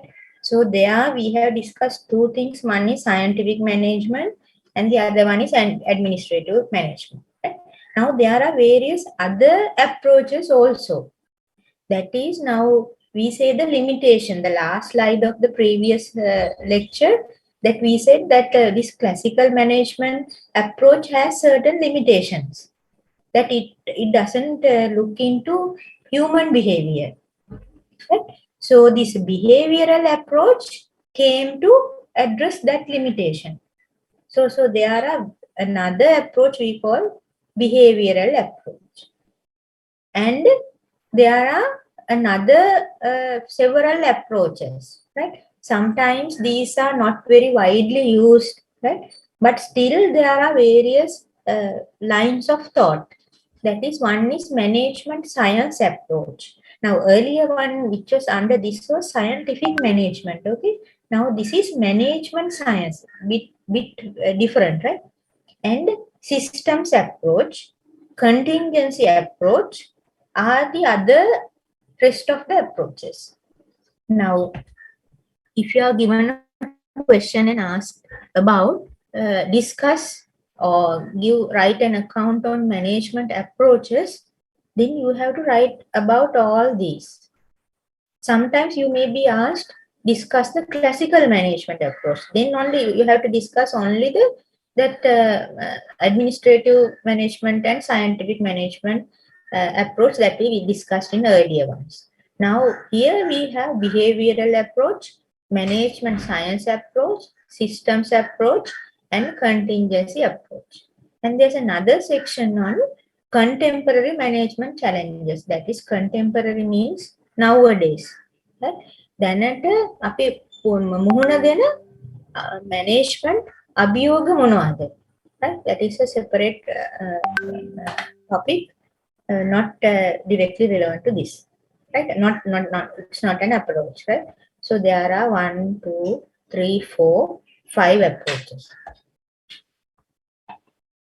Now this behavioral approaches, the second one. Okay, first one we have discussed.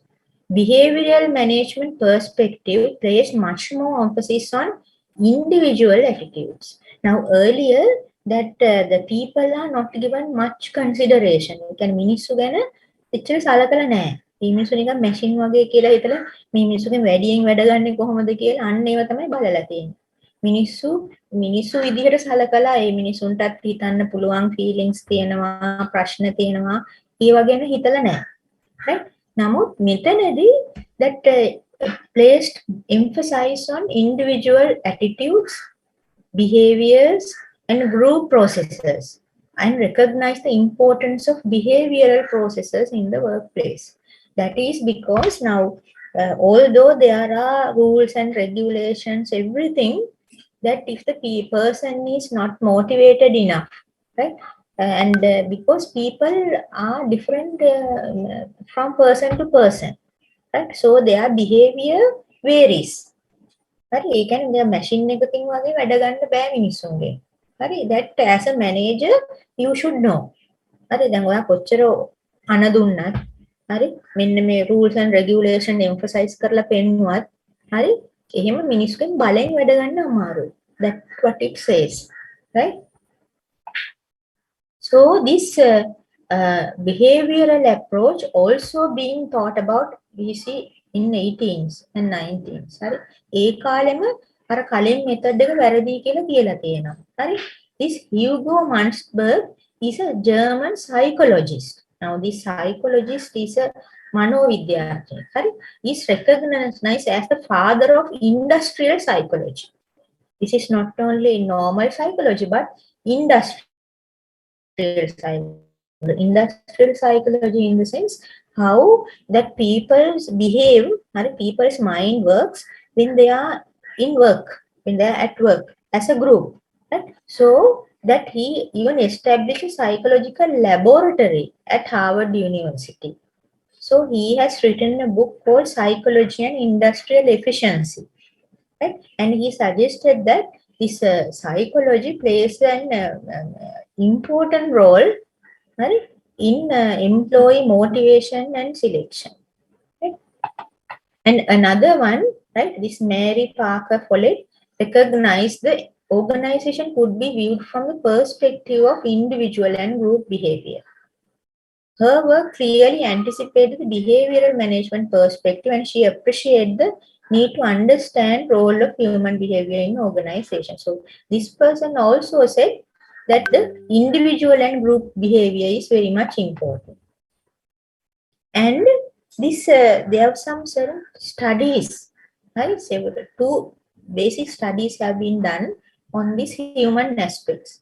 One is called this Hawthorne studies. හරි මේක කරලා තියෙන්නේ 1920 හරි මේකෙන් තමයි ඇත්තටම මේ ඒ කාලේ ෆිලොසොෆර්ස්ලා සයන්ටිස්ට්ලා හිතුවේ මේ මිනිස්සු මේ මැෂින් වගේ වැඩ කරන්නේ නැහැ කියලා.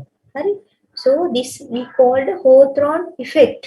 Hawthorne effect කියන්නේ social norms or standards of the group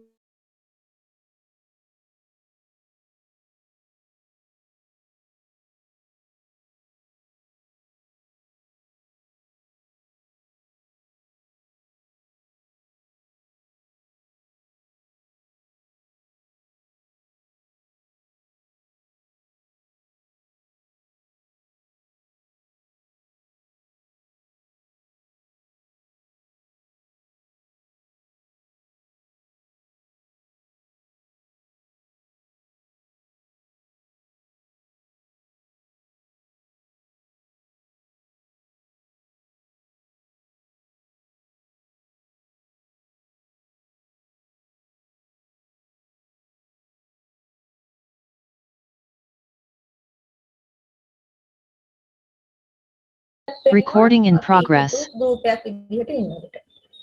So these norms and standards that maybe they are not formal standards, right?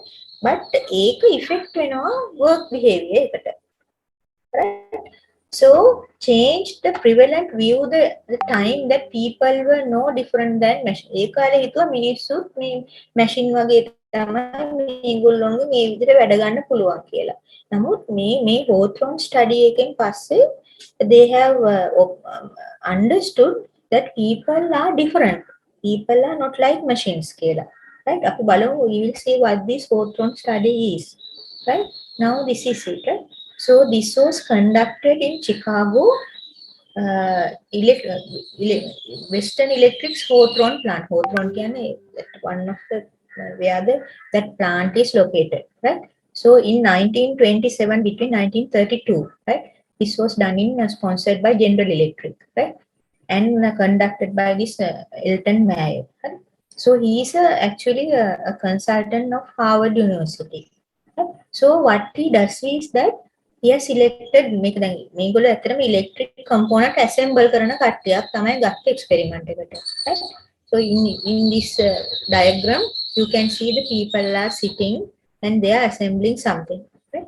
So what they did was manipulating illumination for one group of workers and comparing their subsequent productivity with the productivity with another group whose illumination was not changed. Groups they have got that. They have taken two groups. Right? For one group, they have changed the illumination. Illumination can be light level later. Now you can see because they are assembling smaller parts, right? If the illumination is increased, they can cover a picture light වැඩි so they can see more of it now. So then they can do it easily. That means they are expected that the light in group which has the light has been increased, maybe the productivity productivity will go higher rather than the control group. Control group is that they are not provided with any change in lighting conditions. The same lighting was there. Right? But what they have thought was what they are expecting was that the group which has been provided with the higher light, the productivity will go higher. But the surprisingly, what had happened was the both groups productivity went up. يعني control group එකට මොකක්වත් කරේ නැහැ. දැන් මෙහිම groups දෙකක් තෝරගත්තා. තෝර අරගෙන කිව්වා මේ ඔයාලා control group අපි experiment එකක් කරනවා ඔයාලා control group එක. ඊට පස්සේ අනිත් group එකටත් කිව්වා අපි ඔයාලා ගන්නවා මෙන්න මේකට අපි මෙහෙම light වැඩි කරගෙන යනවා. You do your work කියලා. හරි? But they are known that they are in a observed status. හරි?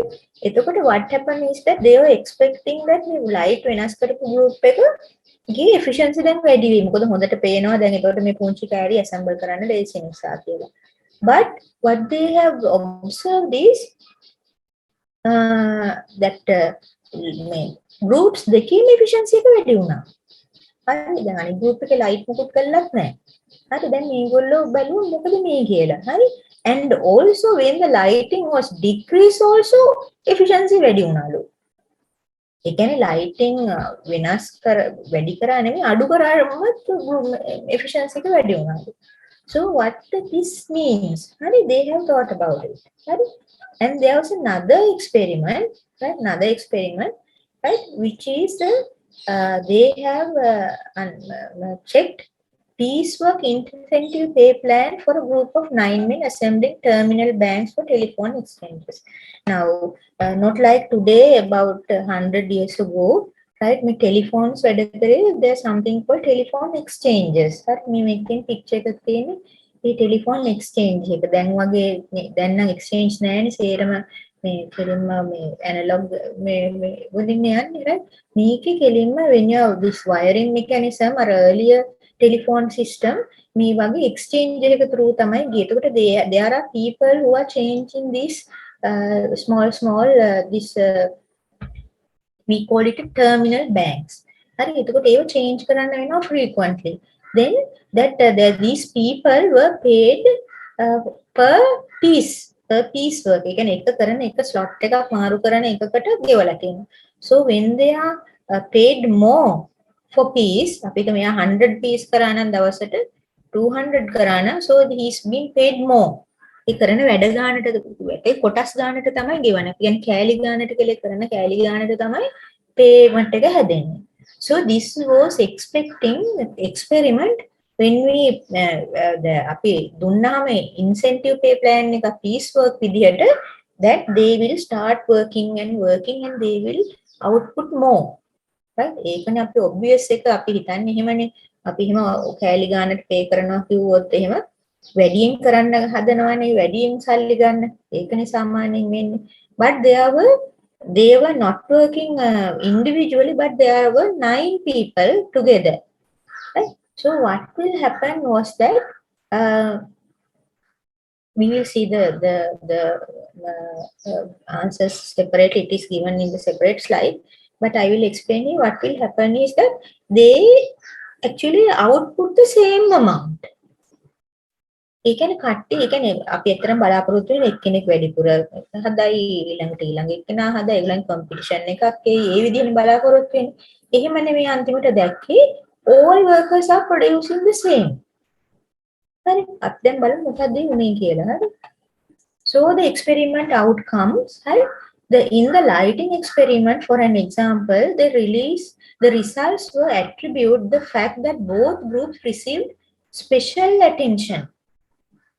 අන්න ඒක තමයි වෙලා තියෙන්නේ. දැන් ඒකනේ දැන් අපි හිතනවා මේ ලයිට් වැඩි කරපු එකේ වෙනස හොයන්න තමයි ගියේ ඇත්තටම. හරි? නමුත් සිද්ධ වුණේ දැන් ඒගොල්ලන්ට කිව්වනේ you are under experiment කියලා you are being observed කියලා. එතකොට then they have started working very efficient manner.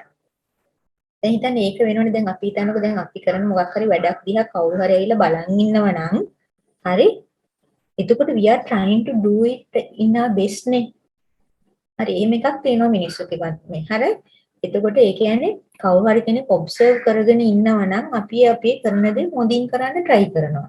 එහෙම එකක් තියෙනවා. කවුරුවත් බලන්නේ නැත්නම් ඔය අපිට ඕන විදිහට අපි කළා දානවා. එහෙම එකක් තියෙනවා. දැන් හිතන්න අපි ගානක් හදනකොට ටීචර් කෙනෙක් ඇවිල්ලා ඔළුව දාගෙන ඉන්නවා නම් බලාගෙන ඉන්නවා නම් right we get the feeling no that's being watched. හරි මේ being watched කියන එක makes us to work in a much more efficient manner. හරි එහෙම එකක් තියෙනවා මිනිස්සුන්ගේ. හරි so that is what had happened. ඒ කියන්නේ that because the groups are given the explain that you are being observed and you are in an experiment. එතකොට දැන් ඒගොල්ලන්ට special attention එකක් ආවා. And also the supervision, sympathetic supervision, maybe perhaps the first time හරි ඉස්සෙල්ලා යාගොල්ලන් කවුරුකත් ගණන් අරගෙනත් නැහැ. එතකොට then they have become working efficiently. ඒක තමයි වෙලා තියෙන්නේ. So that in that we can see then that it is like a human quality that have come up, that they are not machines, right? Because that the way they work will depend on certain their inside qualities or inside expectations, right? And this is the other one, this telephone exchange issue, that incentive plans did not work because that they have a social norm within the group. හරි ඒ කියන්නේ දැන් අපි group එකක social norms හැදෙනවා. දැන් හිතන්නකෝ එතකොට අර හුඟක් වෙලාවට අපි unity කියලා එකක් හැදෙනවානේ. අපි එතකොට we don't go beyond that limitations. හරි එතකොට අපි social standard එක නැති වෙන නිසා. හරි දැන් එතකොට හැදෙනවා අපි සේරම එකා වගේ ඉන්නවා. අන්න ඒ වගේ unity එකක් හැදෙනවා. Then no one will try to earn more breaking that social norm. A group norm එක. හරි එතකොට කියනවා අපි සේරම එකතුලා අපි මේ ගානට වැඩ කරමු. එතකොට දැන් එක්කෙනෙක් දඩි බිඩි ගාලා අනිත් අය කියන ඒවා කරන්නේ නැතුව එයා තනියෙන් මේක කළා මේ එයා earn කරන්න ලෑස්ති වුණොත් he be probably out of the group. හරි එතකොට අන්න ඒ වගේ that social norms actually not being looked at. දැන් මේක බැලුවම මේගොල්ලන්ට තේරුණා that even that we are offering them higher pay, that they are not willing to take it. That is because of that group norm. That means that the people's work attitudes and behavior, there may be some other factors are affecting on this work attitudes and behavior. ඒක තමයි මේ experiment එකෙන් හොයාගත්තේ. හරි. So this human relation movement, which grew from the Hawthorne studies, was a popular approach to management for many years. Proposed that workers respond primarily to the social context of the workplace, include social conditioning, group norms, and interpersonal dynamics. එතකොට මේකේ වටහා ගත්ත දේ තමයි මිනිස්සු ඇත්තටම මේ ඒ social group එක, social norm එක, ඒ personal behavior plays an important role in the workplace. අපි දැන් ඒගොල්ලෝ machine වගේ කියලා හිතලා මෙහෙම efficiency වැඩි කරන්න හැදුවා, motion studies කරලා මෙන්න මේ motions ටික විතරක් කරන්න කියලා හැදුවා, but those will not really applied in all the context. Right? Then based on the beliefs of the importance of employee satisfaction came up. Now today's world is employee satisfaction is a very big word. In the management research field, right, this employee satisfaction is a very widely used topic. Because if the employee is satisfied, right, so he is believed to be a productive worker. දැන් අපේ හුඟක් වෙලාවට දැන් අලුත් management principle එක යන්නේ කොහොමද? Worker satisfaction. Satisfied worker කෙනෙක් හදන එක තමයි workplace එක වඩා වැදගත් කියන එක තමයි දැන් මේ දැන් current management scenario එකේ ගොඩක් තියෙන්නේ. හරි? So that is why you can see in international workplaces, right, there's a condition or there's a norm that you can work anywhere, right? The place doesn't matter. දැන් අපේ ආයතනවල එහෙම බෑනේ. අපි එතනටම යන්න ඕනේ. ගිහිල්ලා fingerprint එක තියන්න ඕනේ, කාඩ් එක ගහන්න ඕනේ, 8යි 5යි ඔය වෙලාවෙ ඉන්න ඕනේ. මොන දේ කරත් වැඩක් නැහැ. හරි? Even you watch the FB or YouTube and doesn't do any work, still doesn't matter. Right? You are there now from 8 to 5. Right? And so it is not like that in new organizations, right? New organizations, they don't expect you to be there in one place 8 to 5. What they're expecting is the work that you perform or the output that you give, right? You can either work day or night, or you can work here or Anuradhapura or Polonnaru or anywhere. But the thing is, you have to give the output on the right time. That's what it matters, right? So the satisfied worker has become very much important after this Hawthorne studies. So then the advocates were concerned with making management practices more humane. Humane කියන්නේ මේ හරි මානුෂික විදිහට සලකනවා කියන එක තමයි humane. ඒ කියන්නේ වැඩ කරන අයට humane විදිහට සලකන එක වැදගත් කියන එක මේකේ මොකද මේ employee satisfaction එක වැදගත් වෙච්ච නිසා. Right? Then there were 3 people studies based on this. So there are these famous people, I think many have heard the name. Dale Carnegie. අහලා තියෙනවද Carnegie? Dale Carnegie. Anyone? If you have into this philosophical books, හරි? ඊළඟට ඒ වගේ පොත් කියවලා තියෙනවා නම් කානගීගේ නම අහලා පුරුදු. Dale Carnegie කියලා අහලා තියෙනවද? Anyone? Maybe not. Now Abraham Maslow. Maslow's need hierarchy. Need theory. O level වල තියෙනවා කොමර්ස් වල මේක. හරි? Abraham Maslow, ඒ දෙක are 2 famous names, and Douglas McGregor. Right? These 3 people are much more concerned on the people's behavior, how people behave in certain conditions. Right? Now this Dale Carnegie කියන්නේ ඇත්තටම he's an American writer and lecturer. He's in 1888 ඒ කාලේ. He considered that the most people are interested only in their own desires, and when given what they want can help the giver to achieve great success in business. Carnegie illustrates how nourishing a person's self-esteem can achieve far better results than criticism. What the Dale Carnegie said was that giving criticize කරනවා කියලා අපි කියනවානේ විවේචනය කරනවා, right? So this විවේචනයට වැඩිය criticism වලට වැඩිය nourishing the person's self esteem ආත්මාභිමානය my worker කෙනෙක්ගේ improve කරන එක, it gives out better results. දැන් හිතන්නකෝ දැන් you are a manager, right? Let's say certain person has not doing his job properly, so you ask him to come to your office, and what normally managers do, right? They scold ne, hari බනිනවා වැඩ කරලා නැහැ වැඩක් නැහැ ඔහොමද වැඩ කරන්නේ හරි ඔයා හරියන්නේ නැහැ මේ ඔෆිස් එකට ඔයගොල්ලෝ කවදාකවත් හැදෙන්නේ නැහැ, likewise. So we call that a criticism. So do you think that he will be motivated to do a better job? No. Right? Now if you talk to him and say, you see, you have this much of capacity, you have this much of training, and in this place you have done a very marvelous job. So that if you come like that it will give them a good self-esteem for that person.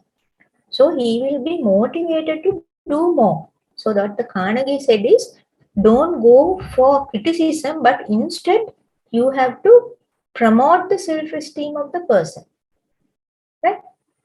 So that is one way that Carnegie had said. Right? Then the Maslow's need hierarchy of needs. Make a very famous, right? So Maslow's hierarchy suggests that human needs can be classified into 5 categories, and that these categories can be arranged in hierarchy of importance. Right?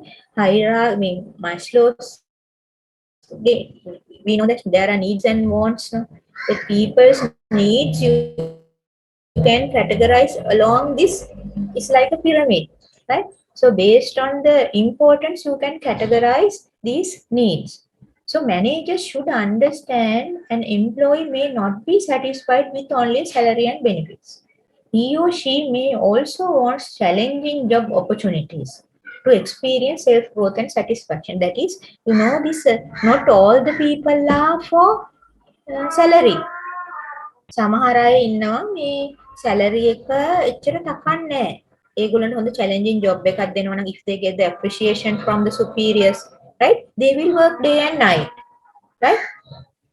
And also, this Maslow's hierarchy of needs suggests that people must satisfy 5 groups of needs in order: physiological, security, belongingness, esteem, and self-actualization. So we will see what those are. Right? Now this is the Maslow's hierarchy of needs. So sorry about this background noise, right? This is one drawback of this online education, but can't help it, okay?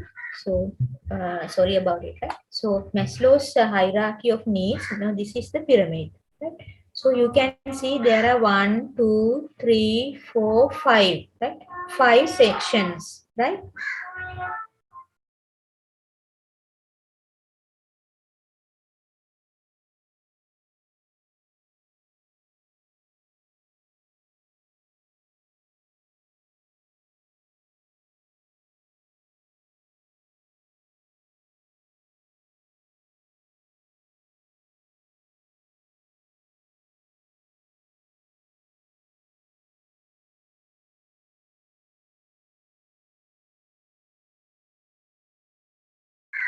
I'm so sorry, students. This next door child is playing a trumpet, and so I can't help the sound, right? So must be disturbing to you also.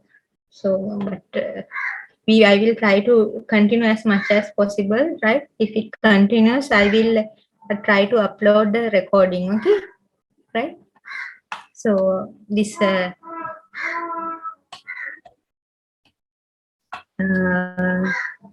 So this Maslow's hierarchy of need, it says 1, 2, 3, 4, 5 sections, right? 5 sections. So the lowest one we call the physiological needs. So it's a example is a food. Now this is actually the base needs. But if you take example from the organization, right? Organization, it is like giving a salary, base salary, right? So then the second thing is the security. You need to have a feeling of security. That we called a pension plan if you take the organizational example, right? Then the third is the belongingness. Then අපිට තියෙනවා need එකක්, social need එකක්. අපිට යාළුවෙක් ඉන්න ඕනේ, you have some person to love, and also that social belongingness. So that is done through or obtained through the friends at work. දැන් අපි යාළුවෝ ඉන්නවනේ office එකේ, අපි ඒකට කතා බහ කරනවා, එකට කනවා, තේ බොනවා, අපි trips යනවා, හරි office outings යනවා, right? එතකොට then you have a sense of belongingness, the social need, right? Then there comes the esteem. This esteem is catered by the abhimane. So it covers from the job title. Now job අපිට හොඳ job එකක් තියෙනවා, job title එකක් තියෙනවා නම් set you are feeling respected, like, right? And the last is the self-actualization. Now this is normally general example. It is like you have achieved something. Now in generally it is more or less equated to having a spiritual achievement, something like that, right? Now but in an example from an organization, it is something like a challenging job, right? The challenging job එකක් දුන්නාම that he is striving so hard to do it correctly, and at the end if he has achieved it, if he has overcome the challenge, then he has a great pride in him, right? Great satisfaction. That is called a challenging job. Challenging job කියන්නේ මේ මොකක්ද අපි day to day jobs නෙමෙයි, මොකක් හරි challenging task එකක් දෙන ඔයා මෙන්න මේක කරන්න කියලා, හරි? So then if the person had done it, and when the outcome comes, he feel happy, right? ඒ වගේ then certain people are different, right? So one person may only wish to have his salary increased, or if it has a pension plan, he is more than happy, right? Now you see that many people are opting for government organizations or government service organizations because they are thinking of the pension, That is in order to have the security that because many private sector organizations now do not offer any pensions or things like that, right? So they are feeling insecure for their future. That is why even the salary is low, right? Many people are going for these pensionable jobs because they want to feel secure, right? But some people are not like that, right? Some people are very much like to take risks and they like to change jobs, right? And they are dynamic. So such people will take the risk and go for private sector organizations. They may go abroad, they may try different jobs, right? And challenging jobs. So such people are not will stagnate in one place, right? So that you have to then, as a manager, you have to identify the person, right? What that person wants to be or like, right?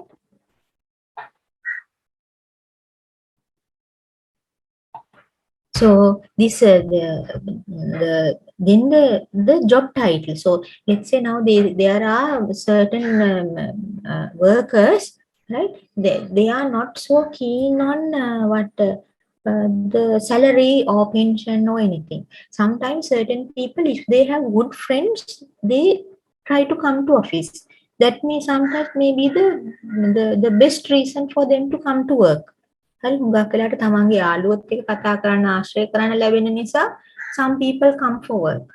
හරි ඊට පස්සේ සමහර අය කැමති තමන්ගේ status I am this manager, I am this director, so they are so proud of it, right? එතකොට ඒගොල්ලෝ එච්චර පඩිය අඩු වුණත් සමහර අය if the job title is very catchy, හරි ඒක තමයි හුඟක් වෙලාවට you may have seen this private organizations, they have this executive type, right? Executive කියලා තියෙන හරි actually the way the job doesn't pay that much, right? What it says is I am a sales executive, right? So when they say executive, the title itself has a certain status. හරි එතකොට ඒකට කැමති. හරි අන්න ඒ වගේ there are ways. So this is we call Maslow's hierarchy of need, and you have that different people are in different tiers. හරි දැන් සමහර අය ඉන්නේ මේක එක එක තැන්වල. හරි එතකොට දැන් ඔයාලා ගත්තොත් personally ගත්තොත් ඔයාලා හිතන්න ඕනේ what motivates you කියලා. හරි දැන් ඔයා ඇත්තටම පඩි වැඩි වෙන එකේ motivate වෙනවා. දැන් පඩි වැඩි කරා කියලා ඇත්තටම හුඟක් අය මේ although they expect but they don't although the salary goes higher they don't work according to that නේ. දැන් අපි බලාපොරොත්තු වෙනවා අපි පඩි වැඩි වෙයි කියලා. ඒකට අපි performance අපි පඩි වැඩි වුණත් ඒ ගන්නට ගේන්නේ නැහැ නේ. හරි ඒ වගේ, right? So you need to think what motivates you. ඒ කියන්නේ අපි තුම අපි extra වැඩක් කරන්න හොඳ මේ energy එකෙන් extra වැඩක් කරන්න මොකක්ද reason එක?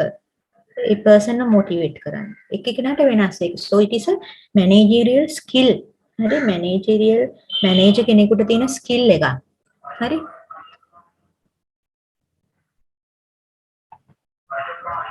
අයියෝ එකපාර මයියෝ කට් ළමයි sorry හන්දේ ළමයි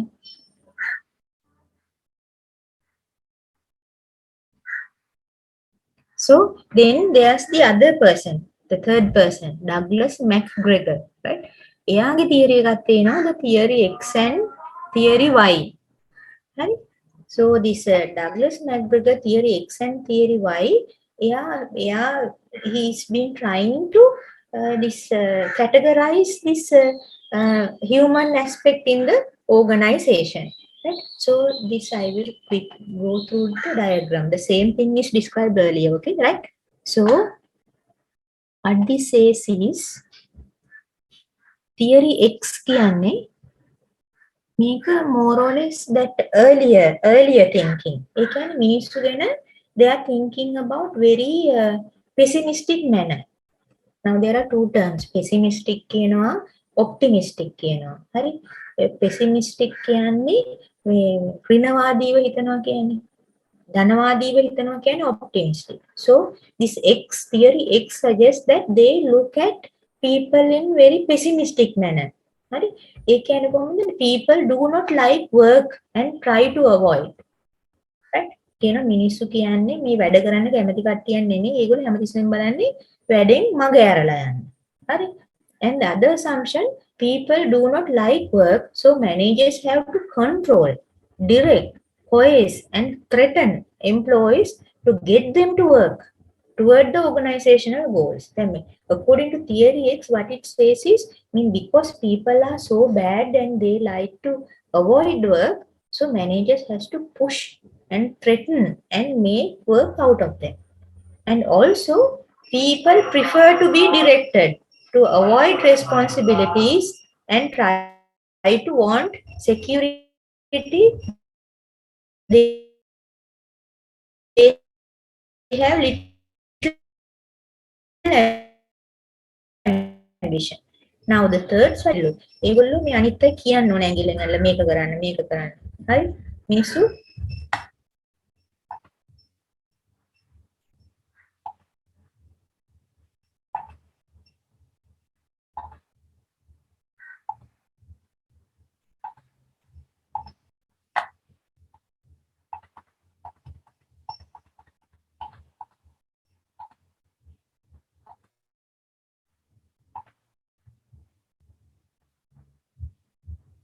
right? So this third theory says people prefer to be directed to avoid responsibility and to want security. They have little ambition. They can මිනිස්සුගේ නරක විදිය තමයි මේ theory X වලින් කියන්නේ. So it emphasizes the manager should order them, threaten them, direct them to work. And why assumptions? They say people do not naturally dislike work. Work is a natural part of their lives. Again, මිනිස්සු එහෙම ඇත්තටම නෑ කියලා කියන්නේ because naturally people like to work. And also people are internally motivated to reach objectives to which they are committed. People are committed to goals and the degree that they receive personal rewards when they reach their objectives.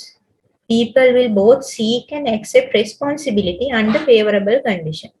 People have the capacity to be innovative and solving organizational problems. People are bright, but under most organizational content, their potential is underutilized. What this theory why said that very people are being looked at in very optimistic manner, and that people are good and they are like to work. And also the thing is that we should, because organizations there this potential of people is very underutilized. ඒකන ඒගොල්ලෝ potential එක use කරන්නේ නැහැ. ඒගොල්ලන්ට හරියට responsibilities දෙන්නේ නැහැ. ඒගොල්ලෝ innovation විදිහට මේව කරන්නේ නැහැ. හරි?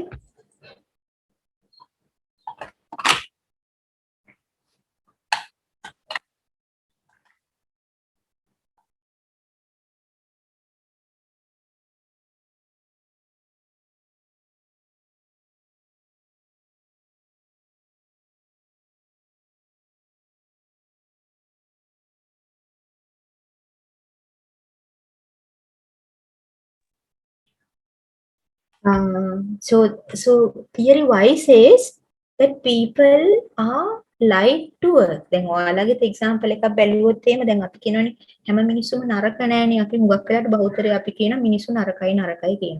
But if you, sometimes that if you fall into trouble, right, අපි හිතමු මගකදී මොකක් හරි ප්‍රශ්නයක් වුණා එහෙම වුණොත් even people around you come and help you. So that theory that you are being in mind that people are all people are bad, it is not right. It is the same here also, right?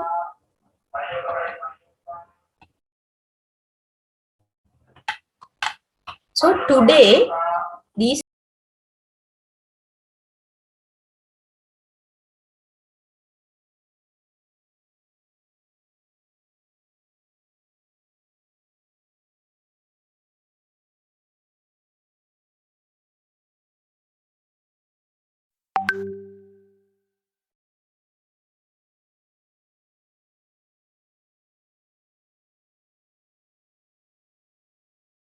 give me 2 minutes, okay?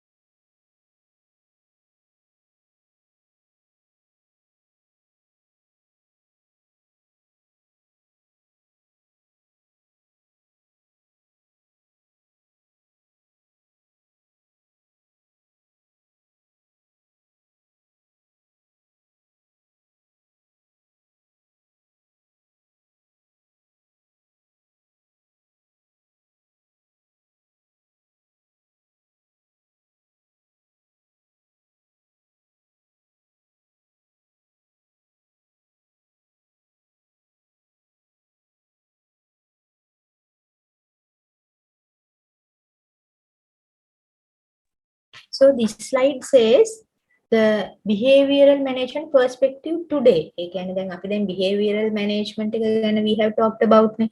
So how it applies today. Right? Then earlier also we have discussed how does classical management perspective apply today. දැනට කොහොමද මේක පාවිච්චි වෙනවද නැද්ද? Right? So today I think you may have known that there's a subject called organizational behavior. OB කියලා කියන්නේ. This is the main subject in management degree programs as well as in MBA programs. Right? So this organizational behavior is that how the individual behavior, group behavior, and also how it applies in the organizational processes. Right? So the topics that come under this is job satisfaction, stress management, motivation, leadership, group dynamics, right? Organizational politics, interpersonal conflict, right? All these are coming under this organizational behavior. මේ organizational behavior කියන මේ arm එක හැදිලා තියෙන්නේ මේ behavioral management perspective එකෙන්. හරි? දැන් හුඟක් වෙලාවට අපි management course එක හරි මොකක් හරි now we talk a lot about this job satisfaction, stress management, motivation, leadership, group work, හරි? ඔය team work, interpersonal conflicts මේ resolve කරන විදිහ, all these are relevant to these people's behavior. Right? Organizational behavior is still relatively imprecise, right? And its ability to predict behavior, especially behavior of a specific individual. That is now although we are trying to put this in a structured manner, hari මේ මිනිසුන්ගේ මේ හැසිරීම hari the way they react to certain condition, we cannot say specifically. මොකද මිනිස්සු ගලට unpredictable, right? ඒගොල්ලන්ගේ behavior unpredictable, something like that. එතකොට මේක දැන් අපි කොච්චර මේක හදලා මේක අපි මේක මේ laws හදනවා, අපි එක theories හදනවා, මෙහෙමයි කියලා අපි දාන්න හැදුවට ඒක structure එකට හුඟක් වෙලාවට it is imprecise. Imprecise in the sense ඒක හරියටම අපිට දාගන්න දැන් හිතන්නකෝ the work process එකක්, the production process එකක් we can streamline, yes. Because then the machinery process it is very easy because the machines are, when they are programmed, they will work in that specific manner. But people are not like that. Then අපි හිතුවට දැන් job satisfaction වලට මෙන්න මේ criteria බලපානේ අපි මෙන්න මේවා දුන්නා කිව්වට still sometimes some people are not satisfied. හරි එතකොට ඒ වගේ අපිට that this area is still vague. හරි inability to predict, අපිට behavior predict කරන්න බෑ හුඟක් වෙලාවට මිනිස්සුන්ගේ ඒක තමයි මේ ප්‍රශ්නේ. හරි so this is a still evolving area, this organizational behavior, how people behave in an organization different. Now example, let's say one person in an organization very loyal to organization, very much very highly productive people, but never know next day he will go on strike, right? So such things are there. So because people change drastically, මොකද මිනිස්සු හරි unpredictable, මිනිස්සු වෙනස් වෙනවා. හරි එතකොට ඒ වගේ කට්ටිය අපිට මැෂින් එකක් වගේ ෆ්‍රේම් එකකට දාන්න බෑ මෙහෙම වුණොත් එහෙම වෙනවා කියලා. Right? So this is actually, so this behavioral aspect of organization is like still evolving. Or still you cannot actually exactly say it's like this, right? So this is the now we have discussed classical management approach, behavioral management approach. Now this is a quantitative approach. Right? Quantitative in the word itself, you can say it is quantitative in the sense we are quantifying. Right? Quantifying කියන්නේ ගණනය කරන. Right? You may have seen statistics. Right? Statistics is a quantitative science. Right? Right? In an operational research, you may have seen. Right? Those are actually specific for the quantitative aspects. So in other words, we call it management science. You remember that there was one term on management science approach. So this is it, right? So operational research, operational management comes under this. So it is actually the use of mathematical and statistical solution. Now it evolved from the World War II. හරි World War II වලදී තමයි මේ quantitative aspect එක ආවේ. හරි and also use of statistics, optimization models, information models and computer simulations to improve management decisions making for planning and control. So use of these things, right? Statistical software and also simulation software and also some decision making softwares, all these information models, right? So they came from this management science or rather quantitative approach. So quantitative management perspective focuses on decision making, cost effectiveness, mathematical models and use of computers, right? So there are the quantitative approach, one is management science and the other one is the management science approach that we discussed in the first slide, right? So that is specifically for development of mathematical models. And the other one is the operations management. So operation management is the application of management science. Now you see this linear programming, break-even analysis, simulation, that is part of operations management. Then contemporary management approach. Contemporary can දැනට අලුතෙන් ඇවිල්ලා තියෙන ඒවා management approaches, right? So one thing is a system approach. System perspective is now it's like this. So system is, now you see input is there, output is there, and in the middle there's a transformation, right? So input from where? Input comes from the environment. So there can be inputs of like material inputs, human inputs, financial inputs and information inputs. All those are the inputs for a particular production of good or service. Then the transformation process, that how we are going to transfer or transform these the input into output, right? So that involves what? Production process එක වෙන්නේ. Technology, operating systems, administrative and control. This is actually what is happening inside the production process. Then output. So when we are going to send our output to the environment, right? So there we have to consider what mainly the product or service, profit loss, employee behaviors and information outputs that we have to consider. Again, the feedback comes to the input. It is like, so it goes like a circle or it goes like a system, right? So you can view organization as a system.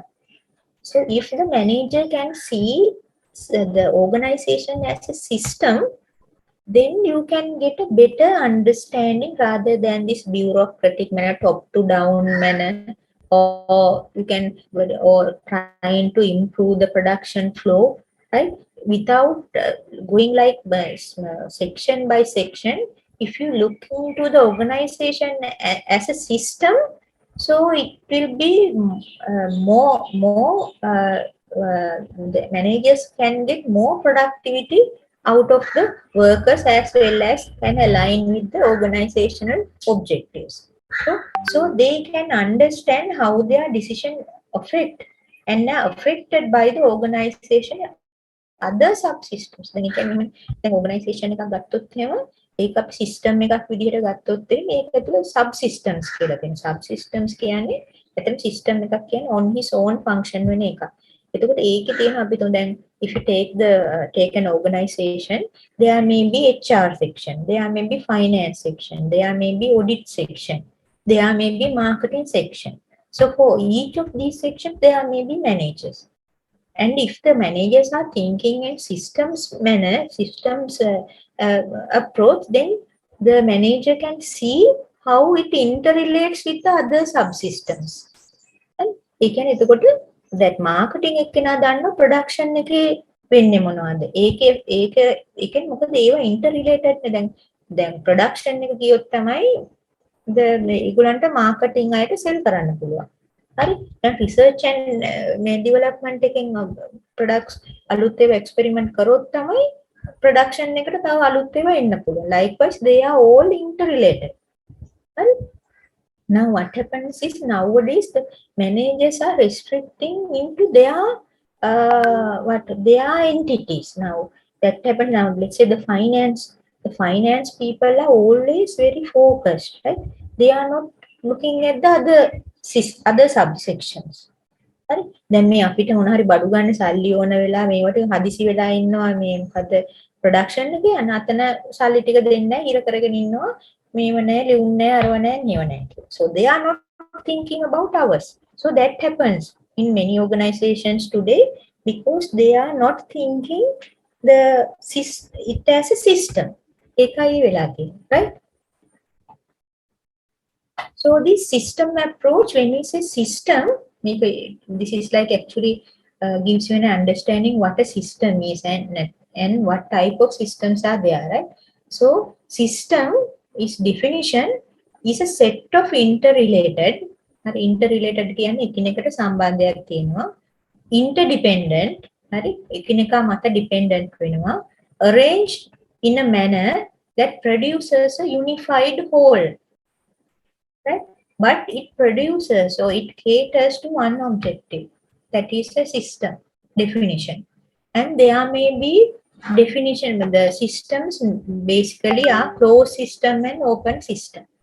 Right? When we say closed system, so it is not influenced by or interact with the environment. Right?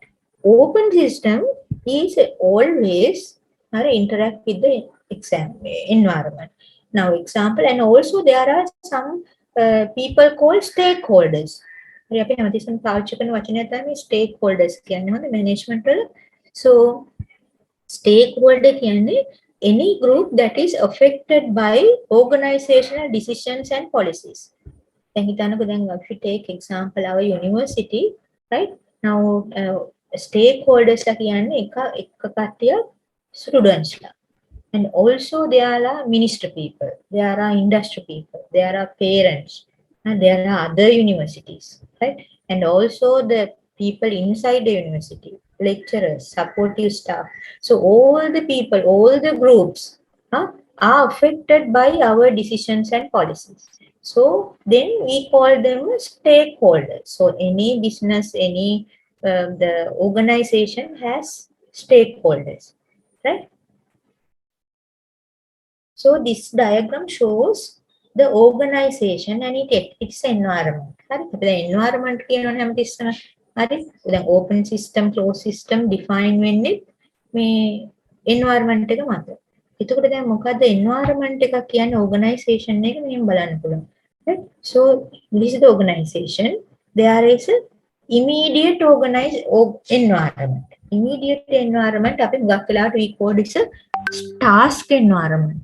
That is that very close to that they are they are affected and their activities affected by to the organization in a more large or more focused manner. That is now those are the one is suppliers, right? Suppliers are the people who provide us with raw material or inputs.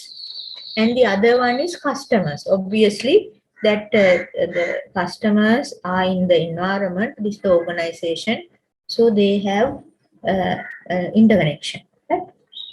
Also, labor unions. Now, labor unions are inside people. Competitors are outside, right? But it is labor unions sometimes outside, right? Because we are in part of the labor unions. And competitors, government. Public pressure groups is that now there are some NGO people you may know.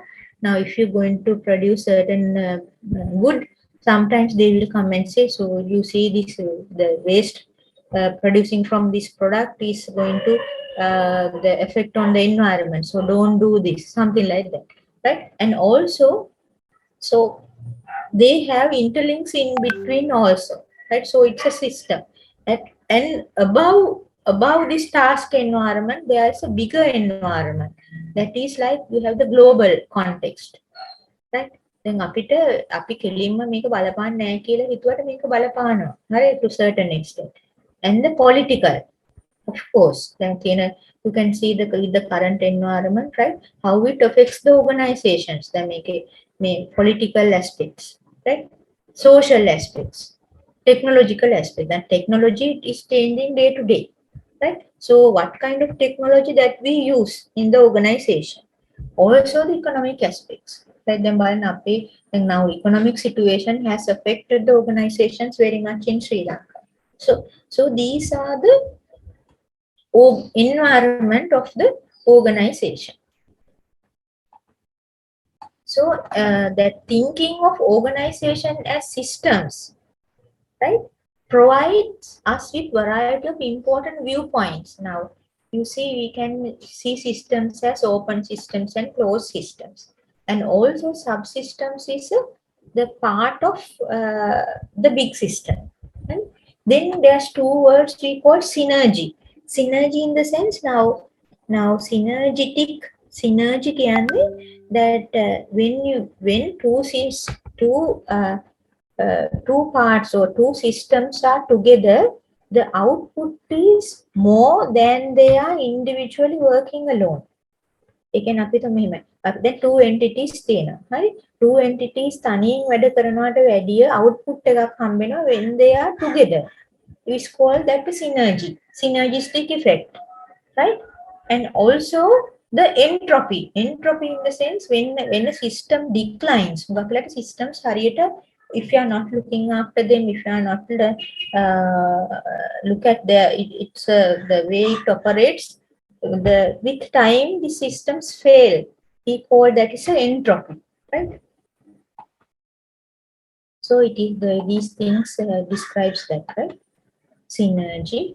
Now example of synergy is now Walt Disney Company, right? So is an example, benefit greatly from synergy. That is, now you see the Disney company එක කියන්නේ මේ මොනවාද, new movie company එකක් නේ.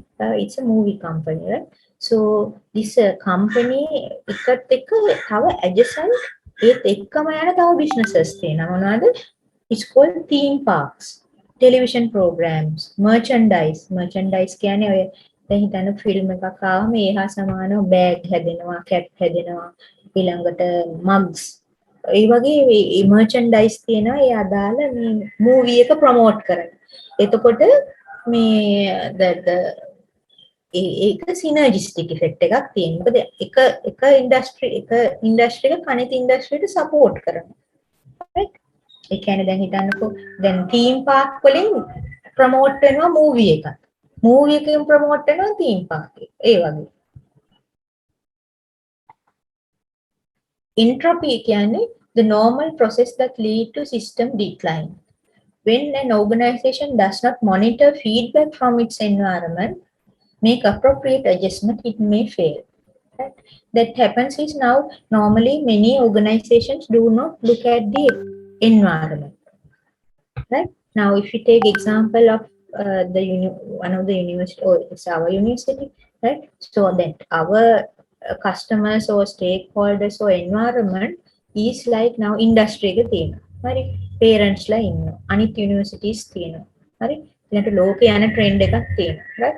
අපි ඒව හිතන්නේ නැතුව අපේ degrees කරගෙන ඉඳලා ළමයි ටික එළියට දැම්මහම so eventually their skills and knowledge will not be applied in the industry.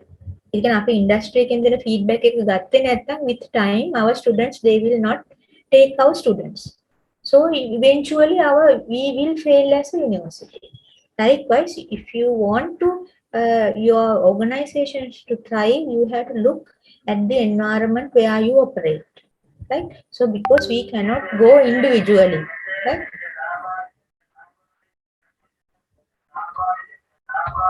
So this is called contingency perspective. මේකත් හරි තව approach එකක්, right? So that we have discussed classical, behavioral, quantitative, right? So that we are thinking of one possible way of managing, But contingency perspective in the sense that there is no such thing. That means depending on the situation, right? So you have to what change or decide according to the situation. So sometimes it may be management practice from the behavioral, sometimes maybe quantitative, sometimes maybe bureaucratic. So it should be the contingent upon the situation. So that is what contingency perspective says. Right? So contingency approach, right? So there may be the management that replaces more simplistic system and integrate much management theory. So the contingency approach think about not very complex situations, but very taking the simplistic, right? Because that the organization size may vary, then also the technology may vary, and also the environmental is uncertain, also individual differences are there, right? Then we cannot use the same management approaches that we have discussed. So these are so we are coming to the last few slides, right? So contemporary.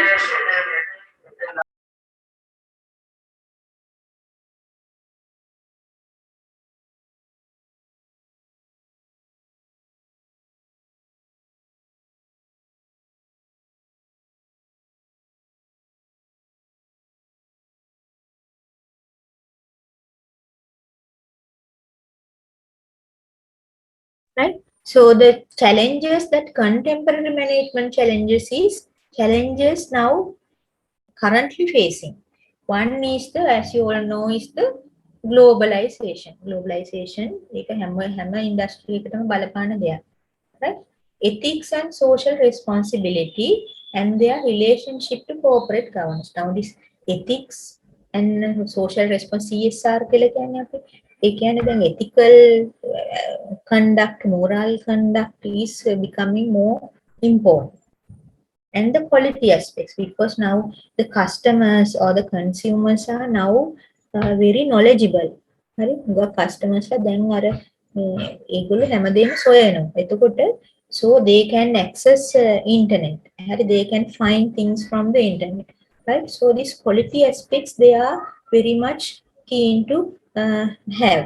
So when if you're producing a product or service, right? So you know that the consumers are not ignorant. Right? එතකොට ඒගොල්ලෝ දේවල් දන්නවා. So they expect more quality out of the product or service that you offer.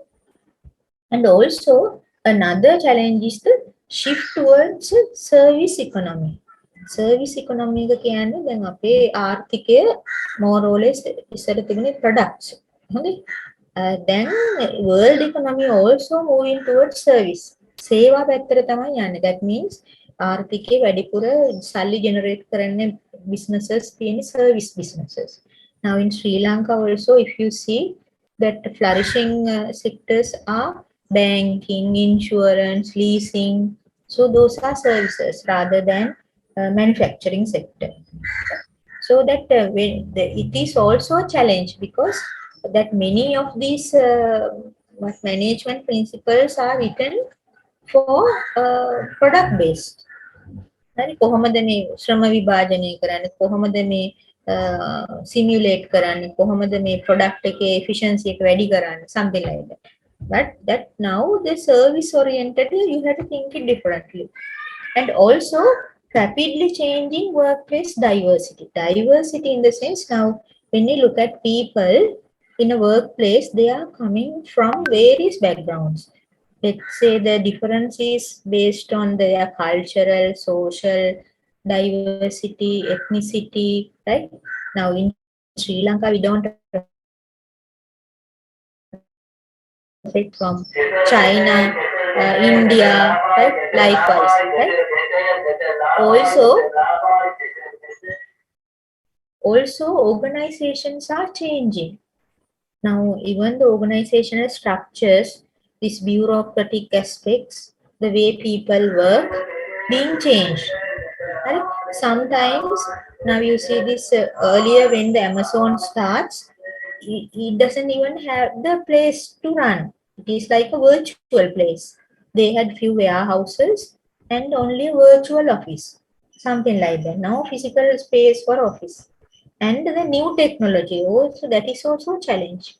Technology is being changing day by day. So this all these challenges are the for the managers, right? So because that to get the work from others, right, you have to management has to be known or familiar with these challenges and how to face those challenges effectively, right?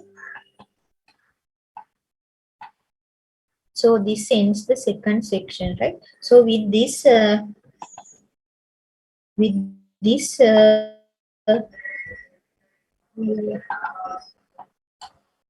so with this we ends the evolution, right? That is in the book it ends the chapter 1. So in the book it summarizes, wait,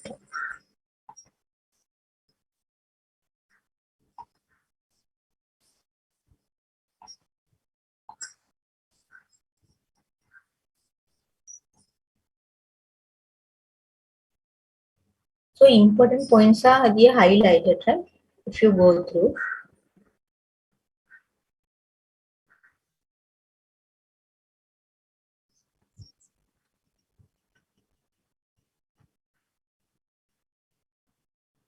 see the summary of learning outcomes and key points are given in here. So please go through this, and also it is better if you can make a short note by reading the two slides and this. Okay? So then it is easier for you for the exam. Right? So then I will stop here for today. So anything else you want to ask? Any problems, issues? Lamai, Kipuyo Terunada? And again, sorry for these disturbances, right? I can't help it. Oh, miss.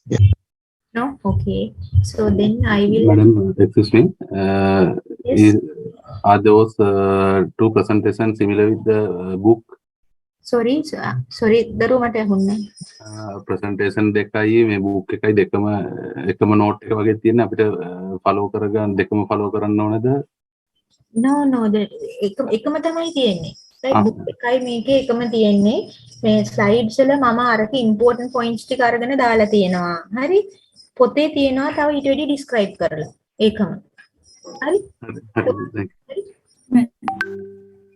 So then I will stop here for today, right? And thank you very much for attending, and we will meet again next Sunday. So if possible, I will try to upload the recorded. Is it okay even you are not there?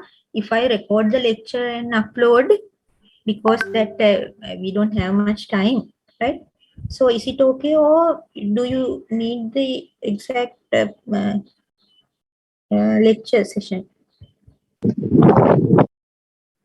Can mama may record කරලා තව additional කීපයක් දැම්මොත් whether you have time to follow or නැත්නම් මේ විදිහටම මේ කරගෙන